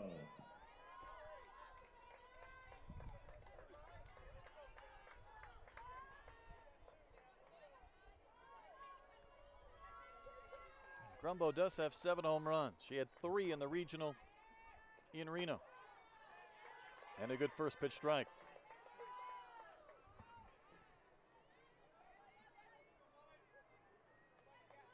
All 4 of these teams coming through fairly difficult regionals. UT Arlington faced the if game win in a very long marathon, and this Loyola Marymount team had a similar situation where they had to go to the if game in the regionals. Pick over there at first, and just back in was Marshall.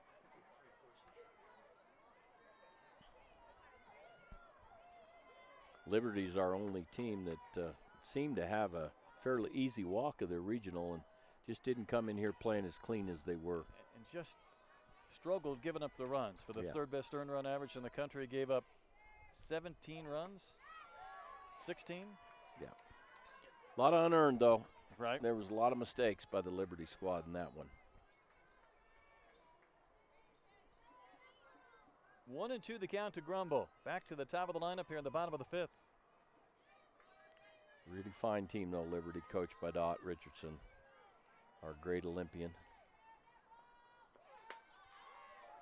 Lifted to shallow right and taken on a bounce by Stites. And there's runners at 2nd and 3rd for the Lions. Well, here they are again, starting to ring the bell a little bit. And now getting towards the meat of their lineup as well, and Maddie Flores. Pretty good effort by Stites. She went into a dive and took it on a bounce. If that ball kicked over her glove, it might have been a run. Yeah, we've seen a lot of those not happen in this tournament where they came in hard on this field and it ran past them as they tried to dive in and snap one up.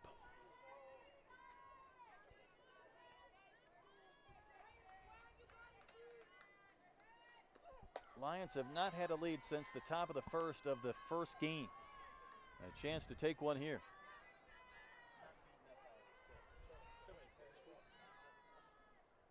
Flores had a walk-off home run last week to force the if game in Reno. She'd take a base hit here to put her team in front. Good movement on that pitch. Like it was going to run inside, had a little turn back to the plate, little backdoor action as it dropped. Been a big pitch at times.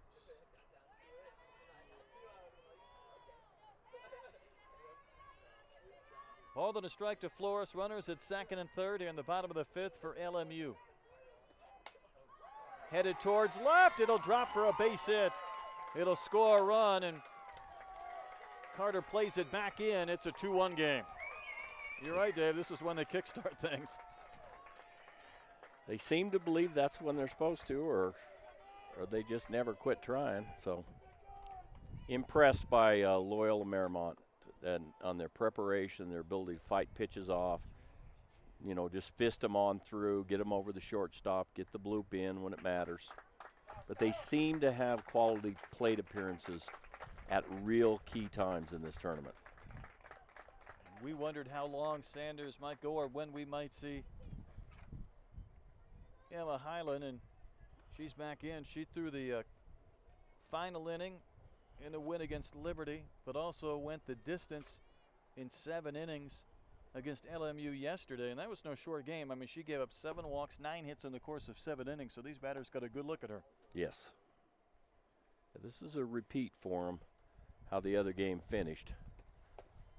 And I noticed the game they won this morning, she had the comebacker to her to finish the game off today. So she didn't try and get her with her glove. Yeah, she was making sure. Good pitcher, though. I like the way she throws. She's got a nice changeup. She prizes you with her rise ball when she throws it. It's got a good drop. She's thrown 185 innings this season, giving up 178 hits. She's going to face Meagan Diedrich. We saw her make Now batting quite a play on what was a shortstop, double play in the Meagan fourth inning. At Diedrich. that time, Iowa State had runners at first and second, nobody out. We thought they were going to find a way to push across a run, and her double play changed that inning. Yes, it took it right away when she went up the middle and grabbed that ball. And this is a key at bat right now. You got a runner in scoring position at third. We haven't seen a lot of stolen bases in this tournament. We have not. You know, there hasn't been much running. First and third with 2 outs is usually a formula for someone to take a base, put on some kind of play. Diedrich, who went 0 for 3 against Highland yesterday, fouled that one off.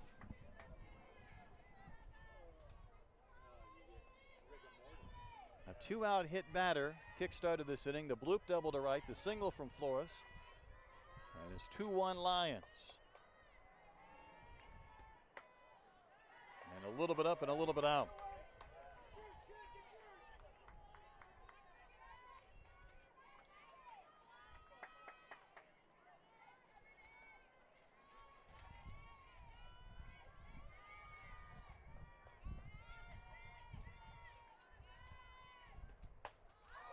Highland will get the pop-up.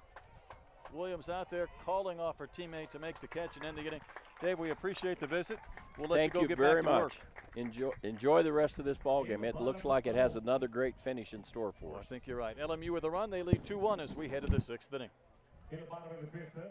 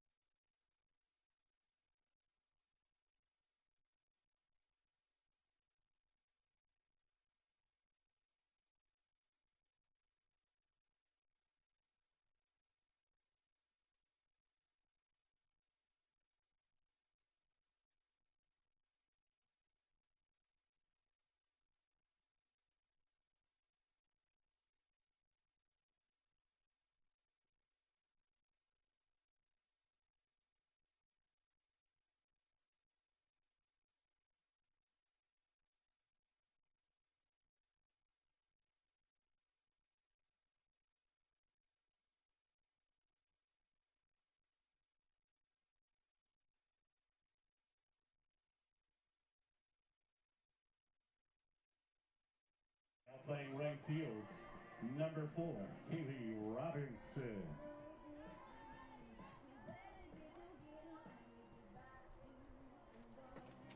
Here we go to the 6th inning.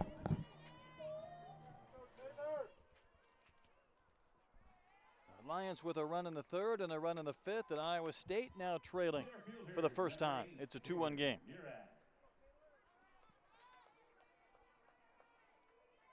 2, 3, and 4 due up. Nearad is 0 for 2.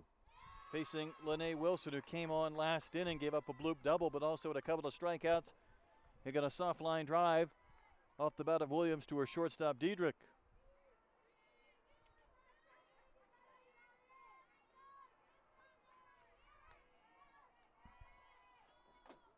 And that one fouled back to the screen. Quickly, 0-2. We told you the numbers for Wilson. Remember, she had the flu last week and had to fly in late, wasn't able to travel with the team, and did not pitch in Reno. But before today, she had given up 9 walks in 81 2/3 innings. So maybe not a pitcher that's going to provide some free base runners, which is what I'm sure the Lions want in a 2-1 game.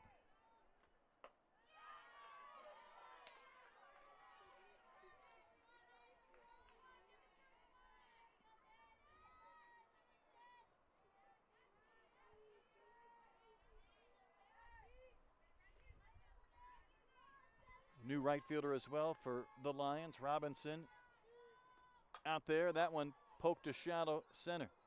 Carrying just a bit to Marshall. And one center fielder retired by another. Nearad is out, and there's one gone. Now batting, number 13, Taylor Lewis. Here's Taylor Lewis. She had a ground out in the first inning that provided a run for Iowa State, and the Cyclones have not scored since. Lewis did single back in the 4th inning. That was the inning where she got a base hit. Stites got a base hit, and then Wolpert hit a chopper to short that was fielded nicely by Diedrich, and she started the double play that all but ended the scoring thread, and then soon the inning.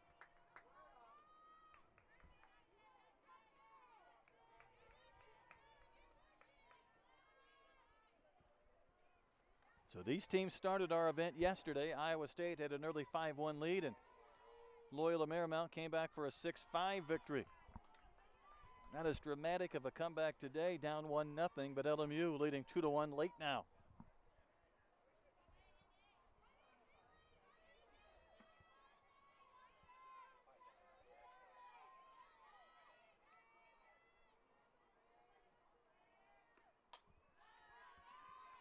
Boy, the Cyclones have hit a lot of foul balls into that screen. Towards the first base dugout, the count 1-2 to Lewis. So if Lynnae Wilson is able to retire Nearad, Lewis, and Stite, she will have gone through the 2, 3, and 4 hitters, setting her up maybe just a little bit easier towards the 7th.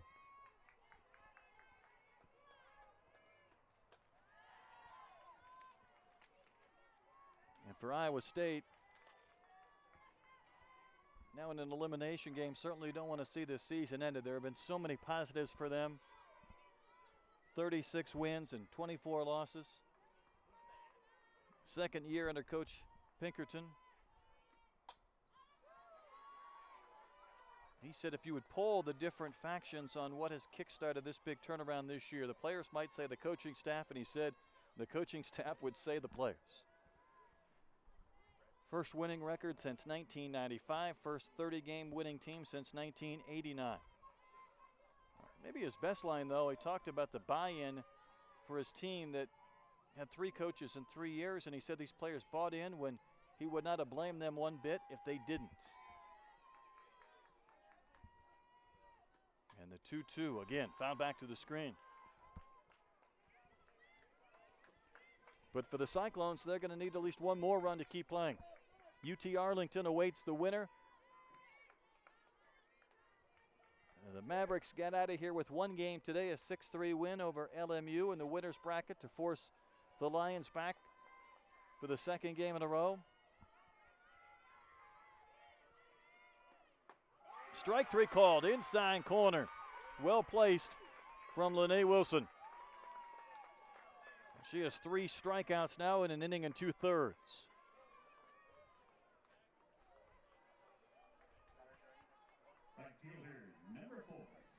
And here's Sydney Stites. She is one of the Cyclones' hits, one of the 4. Each team just 4 hits in a game that has been controlled by the pitchers. Each team has used 2 so far. Wilson came on in relief in the 5th. And that one will drop foul, and barely down the line and right. Thought maybe the wind blowing from right to left might try and keep that one inside the chalk, but it did not, on a great effort by Robinson, who just entered this inning in right.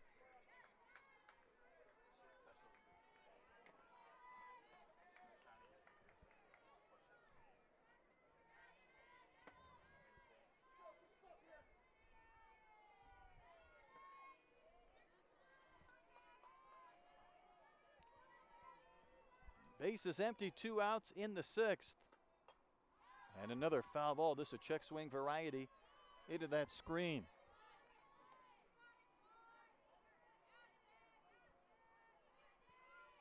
Cyclones got the bloop double last inning from Simpson against Wilson, but they have not had good swings against her.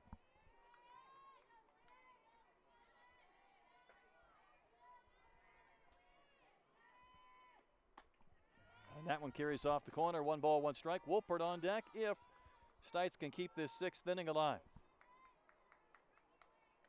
And for the home runs Iowa State has hit this year, a couple in our first game today to give them 48. We've only had a couple of extra base hits and a pair of doubles. And that time Stites laid off the rise pitch. It's 2-2.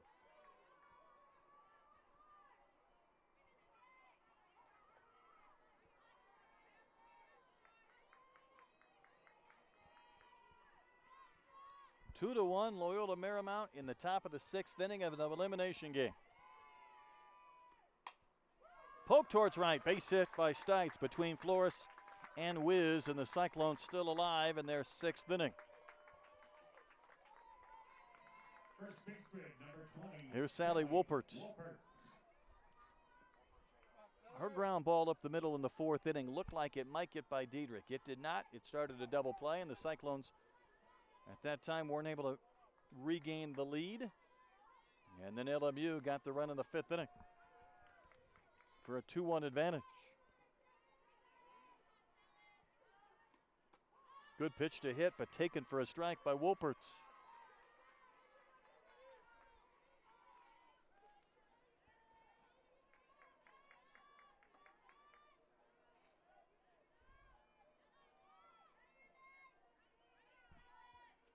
One of the members of the senior class hoping that this is not her last game.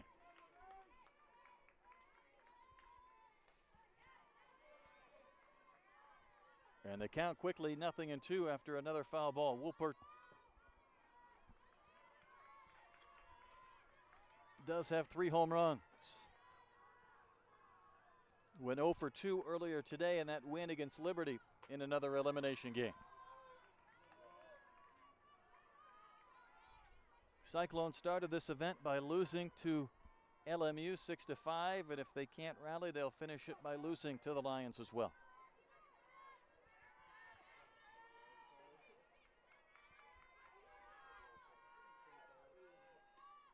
And a wave and a miss. That ball was up and out of the zone, but the K and Wolpert is retired. The inning is over. The Cyclones get a hit but do not score. We go to the bottom of the 6th. Lions looking for some insurance. Their lead is 2-1.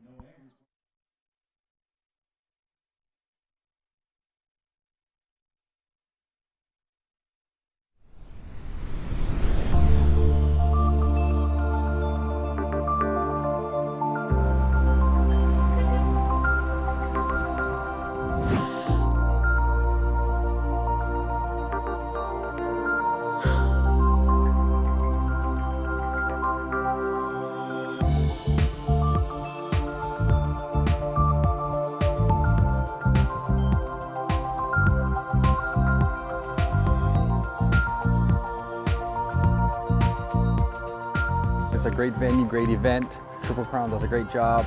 The kids love the region, and we get to see a lot of schools in a short amount of time, do some camps and some visits, able to get the coaches out to see us play while we're here. It's a great opportunity for the kids. We've got more and more kids trying to get into college. I'm just happy that we're able to provide a venue, especially up here in the Northwest.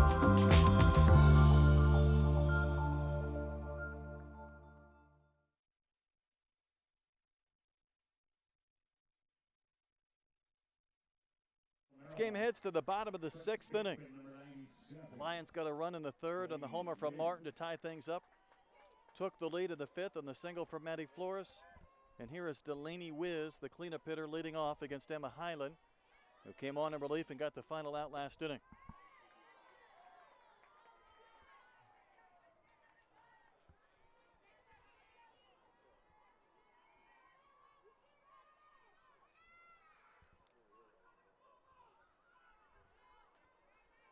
Twice today, Wiz has flied out to left.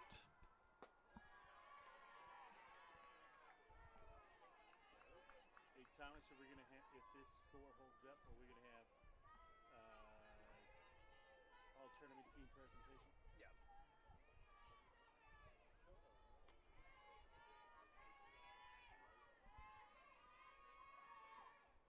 Island changed speeds and drops one in for a strike to Wiz.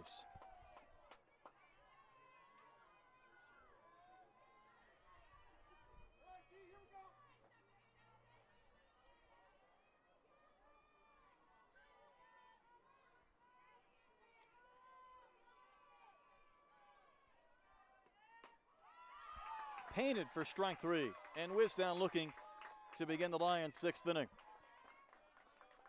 Third baseman, number 23, Andrea Gonzalez.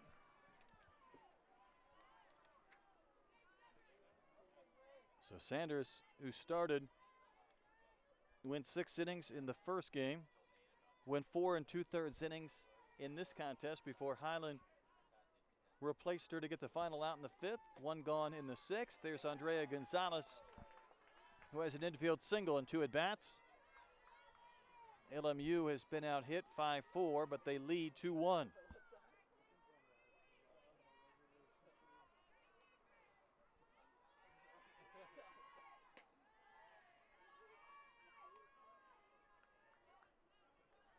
Looking ahead to the Cyclones' 7th inning, it'll be Ramos, Shaban, and Simpson. 6, 7, and 8 due up. It'll take a couple of base runners to get Sammy Williams up again.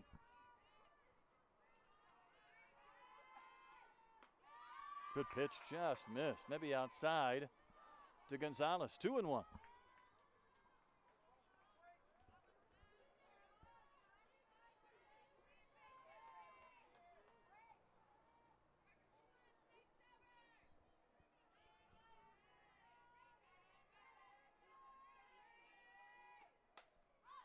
Little soft blooper towards Simpson at second. That ball nearly squirted loose, but she made the catch. And there's 2 outs, and Highland has retired all 3 that she has faced. This was the spot for Ellen. Now that's notable only in the sense that it was Ellen homering off Highland yesterday. But Robinson came on defensively, so instead of having that matchup with Ellen again, it is Robinson. She went 0 for 3, but scored a run in the first game in which LMU lost 6-3 to UTA, sending them back into this game in an elimination game. Right down the middle for strike 1. What was the television show in the late 60s?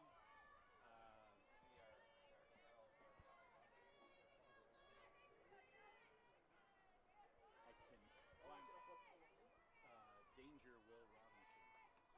Lost in space. Highland really has been effective popping in strikes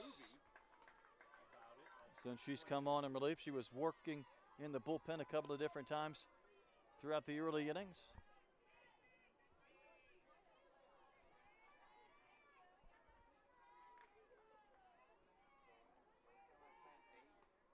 And a wave and a miss. So a strikeout, a soft pop-up, and a strikeout sends this game to the 7th. Cyclones need at least a run to tie. 2-1 LMU.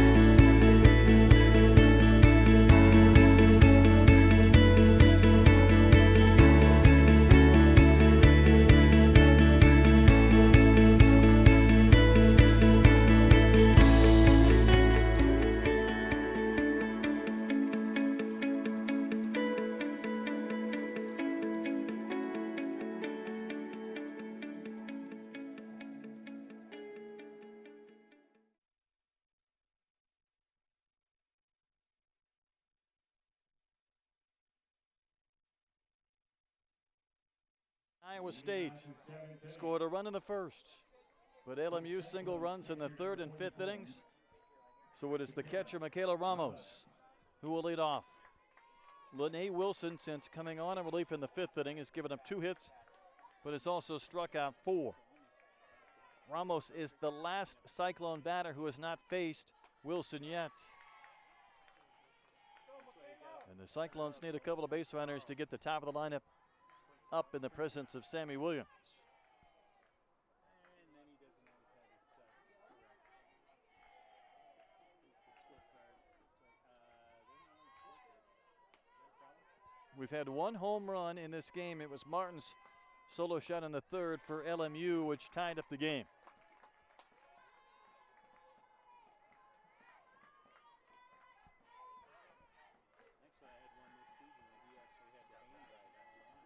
Lynnae Wilson, at least her numbers indicate, she just does not walk hitters. Sometimes hoping for a free base runner of sorts. She is not obliged, and she's ahead of the count again here. It's 1-2.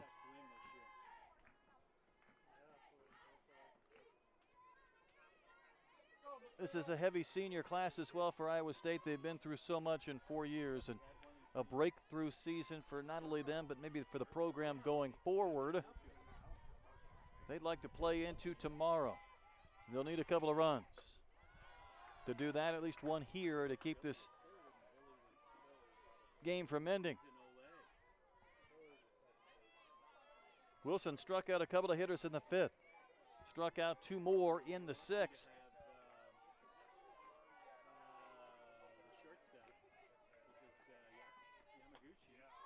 And that one fouled back and out of play, so Ramos hanging tough and spoils a pitch to stay alive, and the Cyclones have their rally caps on. Upside down, maybe a little bit backwards, trying to induce some activity, some momentum here in the 7th inning. Not sure what that is, but got the glove on the head.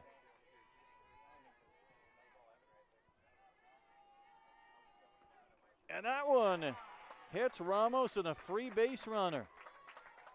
So she doesn't walk many, but a hit by pitch on a 2-strike offering.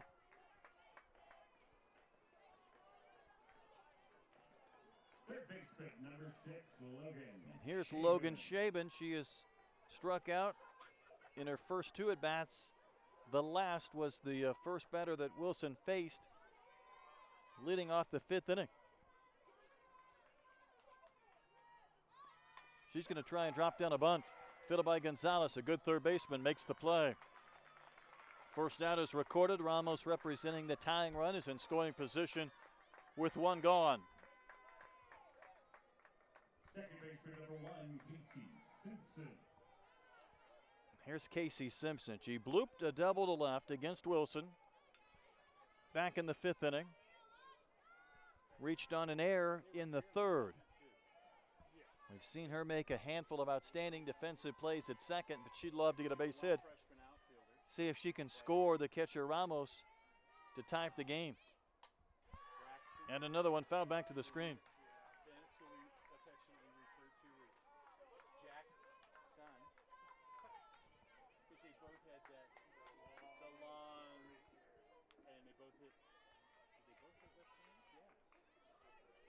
So a hit batter and a sacrifice bunt. Iowa State down to its final 2 outs. LMU's lead is a single run.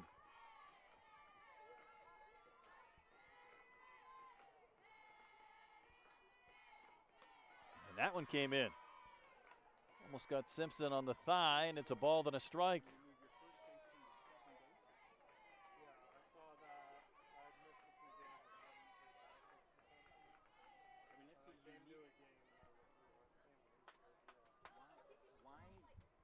And a quick visit in the circle. Maybe there was some indecision and they would just rather talk it over rather than going through the signs.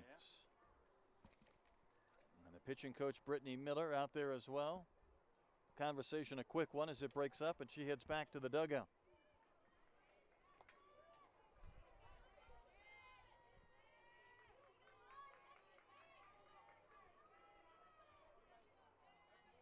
Outfielders fairly deep for LMU with the catcher at second base. A base hit probably should score Ramos. Tie up the game. Runs just outside. Off the corner, missing 2-1.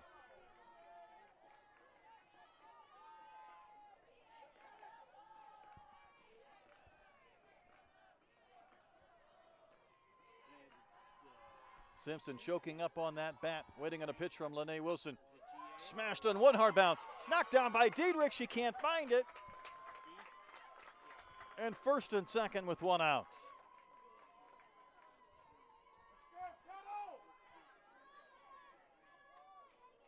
Well, this means now, barring a double play, Sammy Williams will bat here in the 7th inning.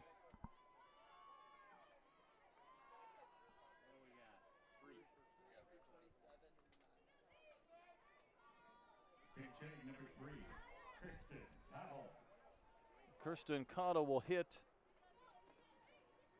for Carter.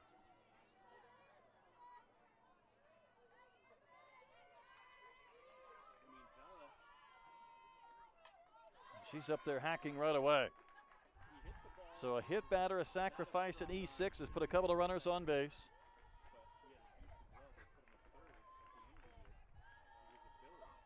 Cotto has a homer, 9 runs knocked in 91 at bats.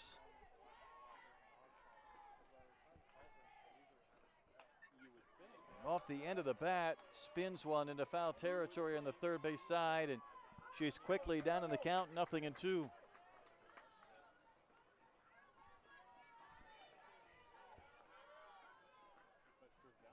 Tying run in scoring position, go ahead run at first.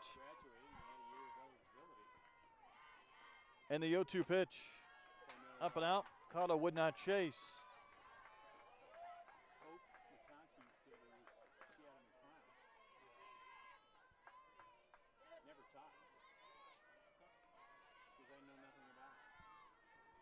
Big pitch here for Lynnae Wilson, trying to get the second out. And she does on the swing and a miss. Cyclones down to their final out, but it is Sammy Williams who will bat for the 4th time. Couple of home runs already in this event. She doubled leading off the game. She would score on a ground out, and the Cyclones have not scored since. She had a 12-pitch at bat in which she rolled out to third in the 3rd inning, hit a soft liner to short in the 5th. And here's the strikeout of Cotto. And a big second out for LMU.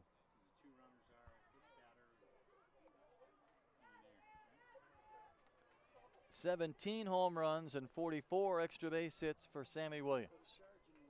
And no place to put her, so. Well, I say there's no place, there is a place. They can walk her to put the go-ahead run in scoring position rather than face her. That first wide one wasn't that wide out of the zone. That one a little bit further out. I mean, this is one of these ultimate signs of respect where you can put Williams on to load the bases. It'll be 3 free base runners with a hit batter, an E6, and a walk to bring up Nearad, who's on deck.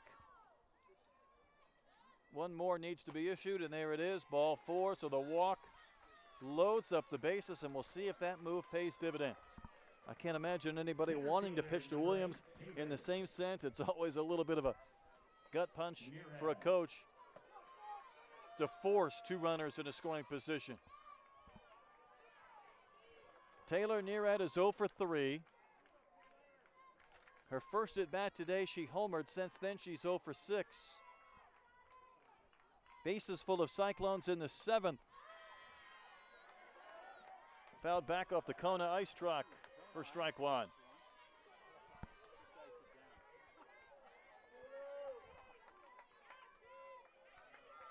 Five homers, 21 knocked in this season for Nearad. Cyclones down to their final out, but a hit could give them the lead. And the pitch from Wilson found back to the screen, and now Iowa State down to a final strike and out in the 7th inning of this elimination game. Cyclones won the first game today to eliminate Liberty 7-2. LMU lost the previous game to UTA and forced to come back and play this contest. Bases loaded, 2 outs, 2 strikes, 7th inning. And another one sent to the street and out of play off the bat of Nearad.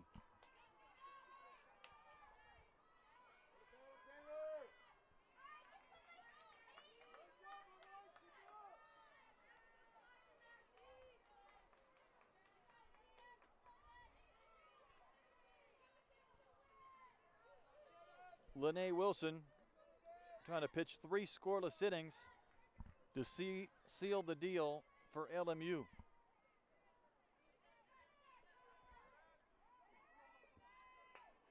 Quick conversation before Nearad steps back in. Down in the count, 0-2.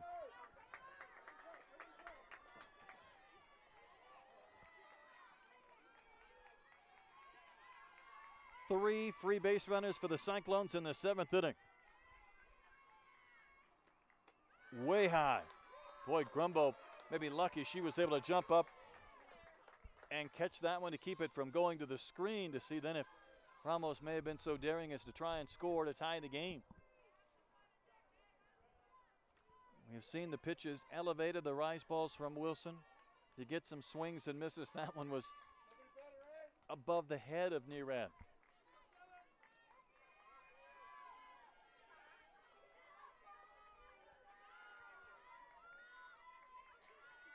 Two outs in the 7th inning of an elimination game. And that one's outside, so from 0-2 to 2-2.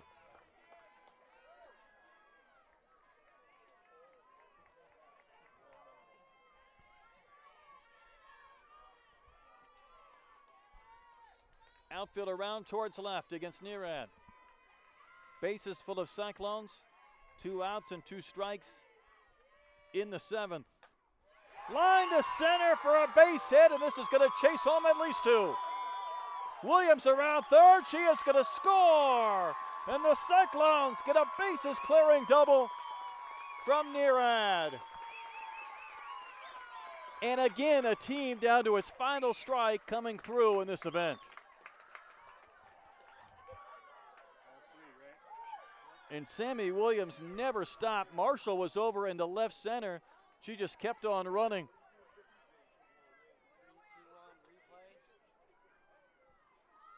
Here's the swing from Nerad.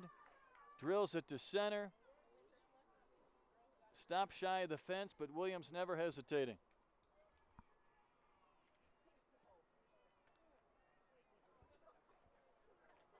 So 3 runs on 1 hit.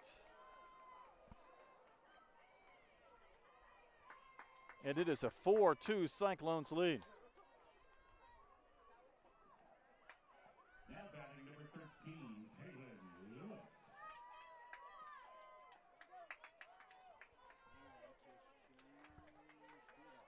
Here is Taylor Lewis.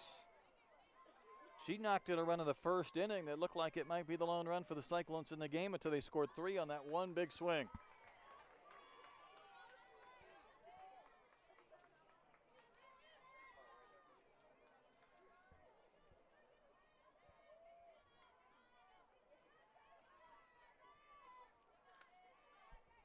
It was LMU coming from a 5-1 deficit to win this matchup yesterday. Iowa State trying to come back today.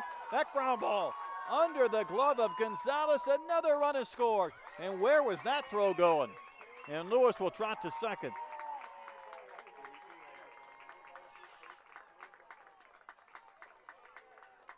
And 4 runs have scored this frame.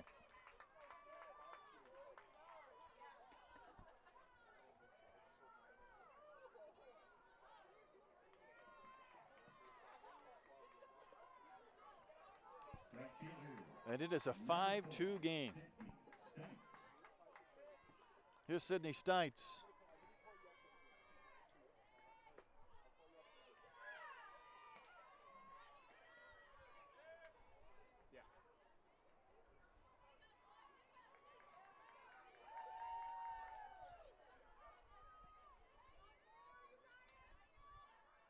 Two errors on that previous play, Gonzalez and Martin, so Lewis in scoring position, everything this inning unearned, but now the wheels are coming off the wagon. That one to the backstop. Lewis will go to third.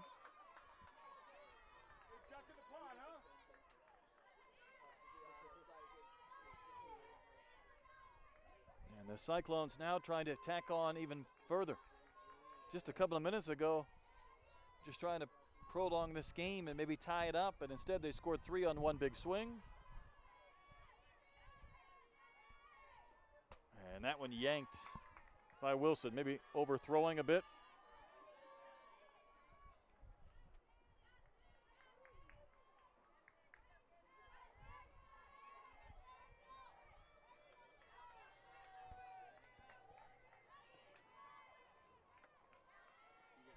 Two balls and a strike to Stites. This one should be caught. We'll wait and see. Diedrich there. And she'll make the catch. But how about Iowa State? The Cyclones get 4 runs on 1 hit. 3 errors And we go to the bottom of the 7th. Now it's LMU, do or die. They'll need 3 to tie. Cyclones in front, 5-2.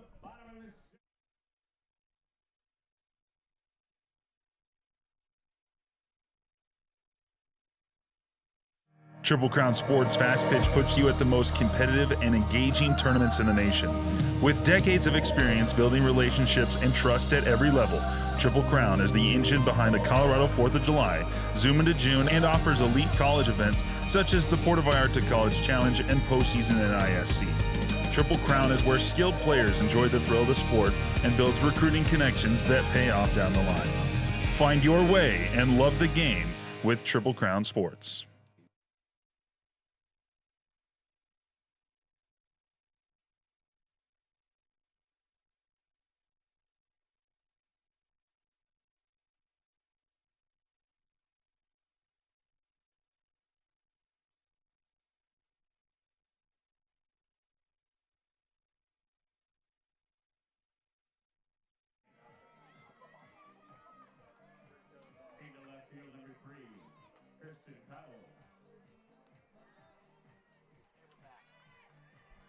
Boy, things have changed in a hurry.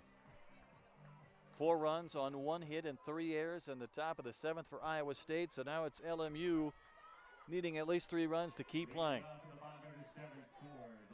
Desiree Marino will bat. Highland, since entering this game in the circle, has retired all 4 she's faced with a couple of strikeouts. The new left fielder is Caudle after she batted in the top of the 7th.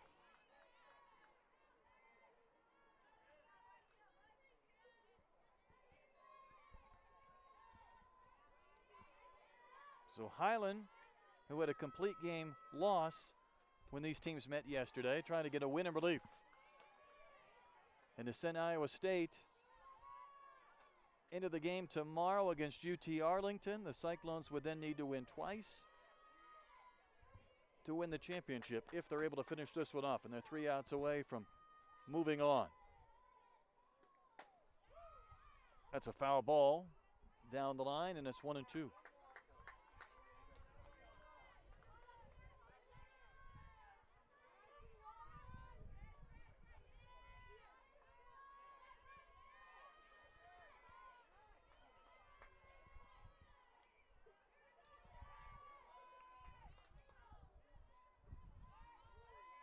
Highland's next pitch, cut on a missed. She struck out 3 and retired all 5 that she's faced. Now batting, left fielder number 17, Meagan Martin. Here is Meagan Martin getting her first chance to play in 3 games in this contest. She started in left, hit a home run in the 3rd inning. That was off Sanders that tied up the game. She grounded out back in the 5th, so batting for the 3rd time.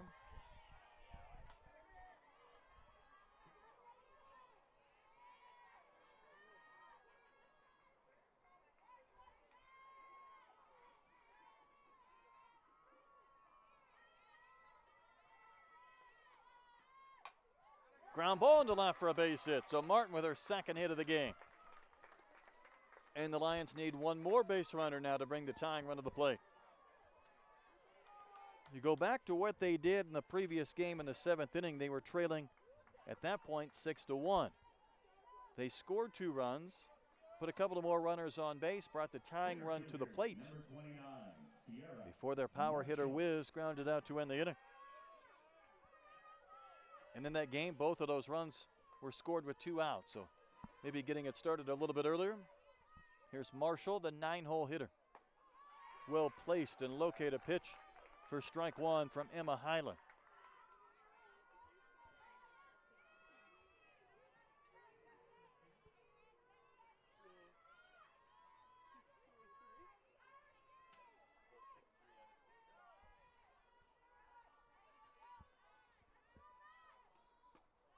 And Highland pushes that one further off the corner away from Marshall.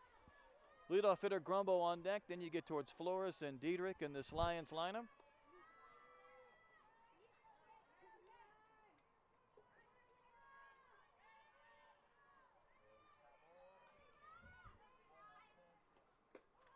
Strike 2 called.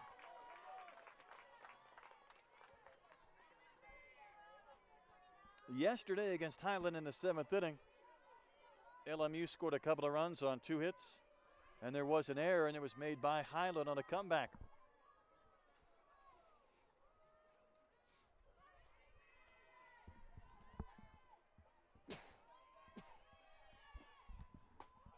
Strike 3 called. Second K of the inning from Highland. She has K'd 4 in 2 official innings. And LMU down to its final out. Here's Grumbo. She doubled in the 5th, 1 for 3 in the game.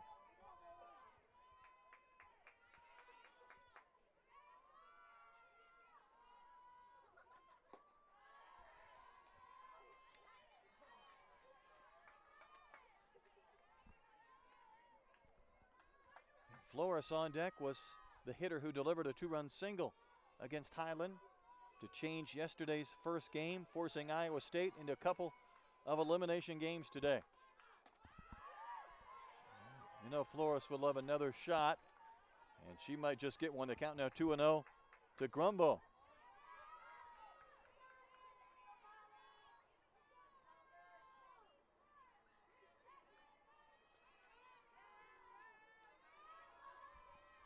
Highland could use a strike, and she nearly hit Grumbo. 3-0.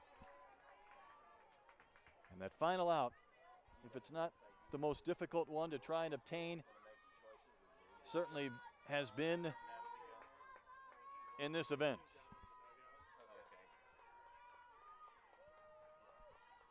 Three balls and no strikes. Highland pumps one in there, so now it's 3-1. Again, LMU down to its final out. 4 runs with 2 outs in the top of this inning for Iowa State, turning what could have been a 2-1 loss into a 5-2 lead. And that is ball 4, so Flores will bat. And she will represent the tying run.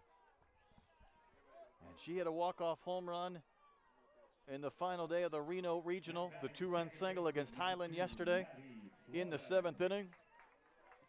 And it was her RBI hit in the 5th that gave LMU a lead that was so close maybe to being the game winner. So a couple of runners aboard in the 7th inning. And the first one down in the zone and missing. –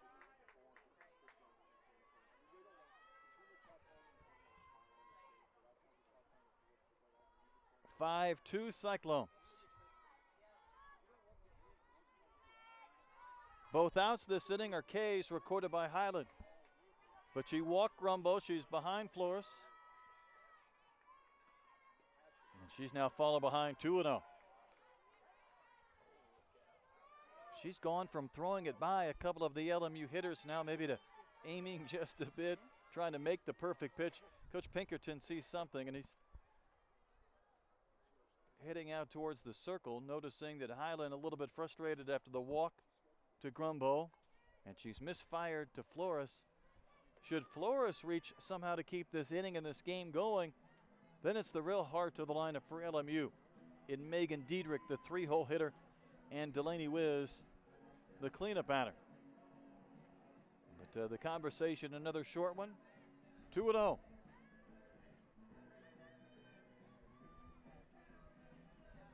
Before Flores can see another pitch, the conversation continues for Iowa State.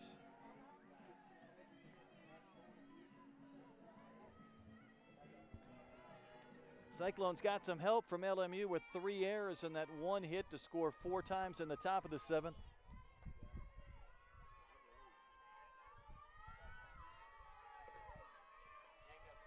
Finally ready to go, and the 2-0 is a comebacker this time. Highland will handle it, and this game is over. The Cyclones have eliminated LMU 5-2, and they will advance and play UT Arlington tomorrow.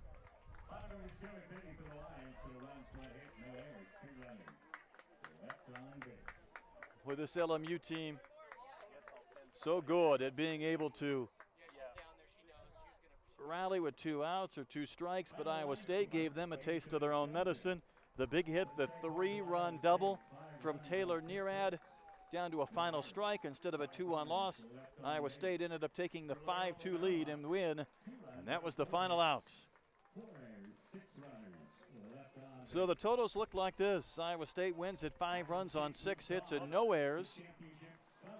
Loyola Marymount 2 runs on 5 hits and they made 4 errors. So Wilson the loser and Highland the winner in relief. So 12 noon Mountain Time will be game number 6 so far this event. We'll see if there's an if game, depending on if Iowa State can defeat UT Arlington. But the Mavericks of UT Arlington and UTA against the Cyclones from Iowa State Sunday at noon Mountain Time. Again, our final here today, our third and final game. Iowa State over Loyola Marymount 5-2. So for our entire Triple Crown crew, I'm Brett Dolan saying good night from TC Colorado Field in Fort Collins.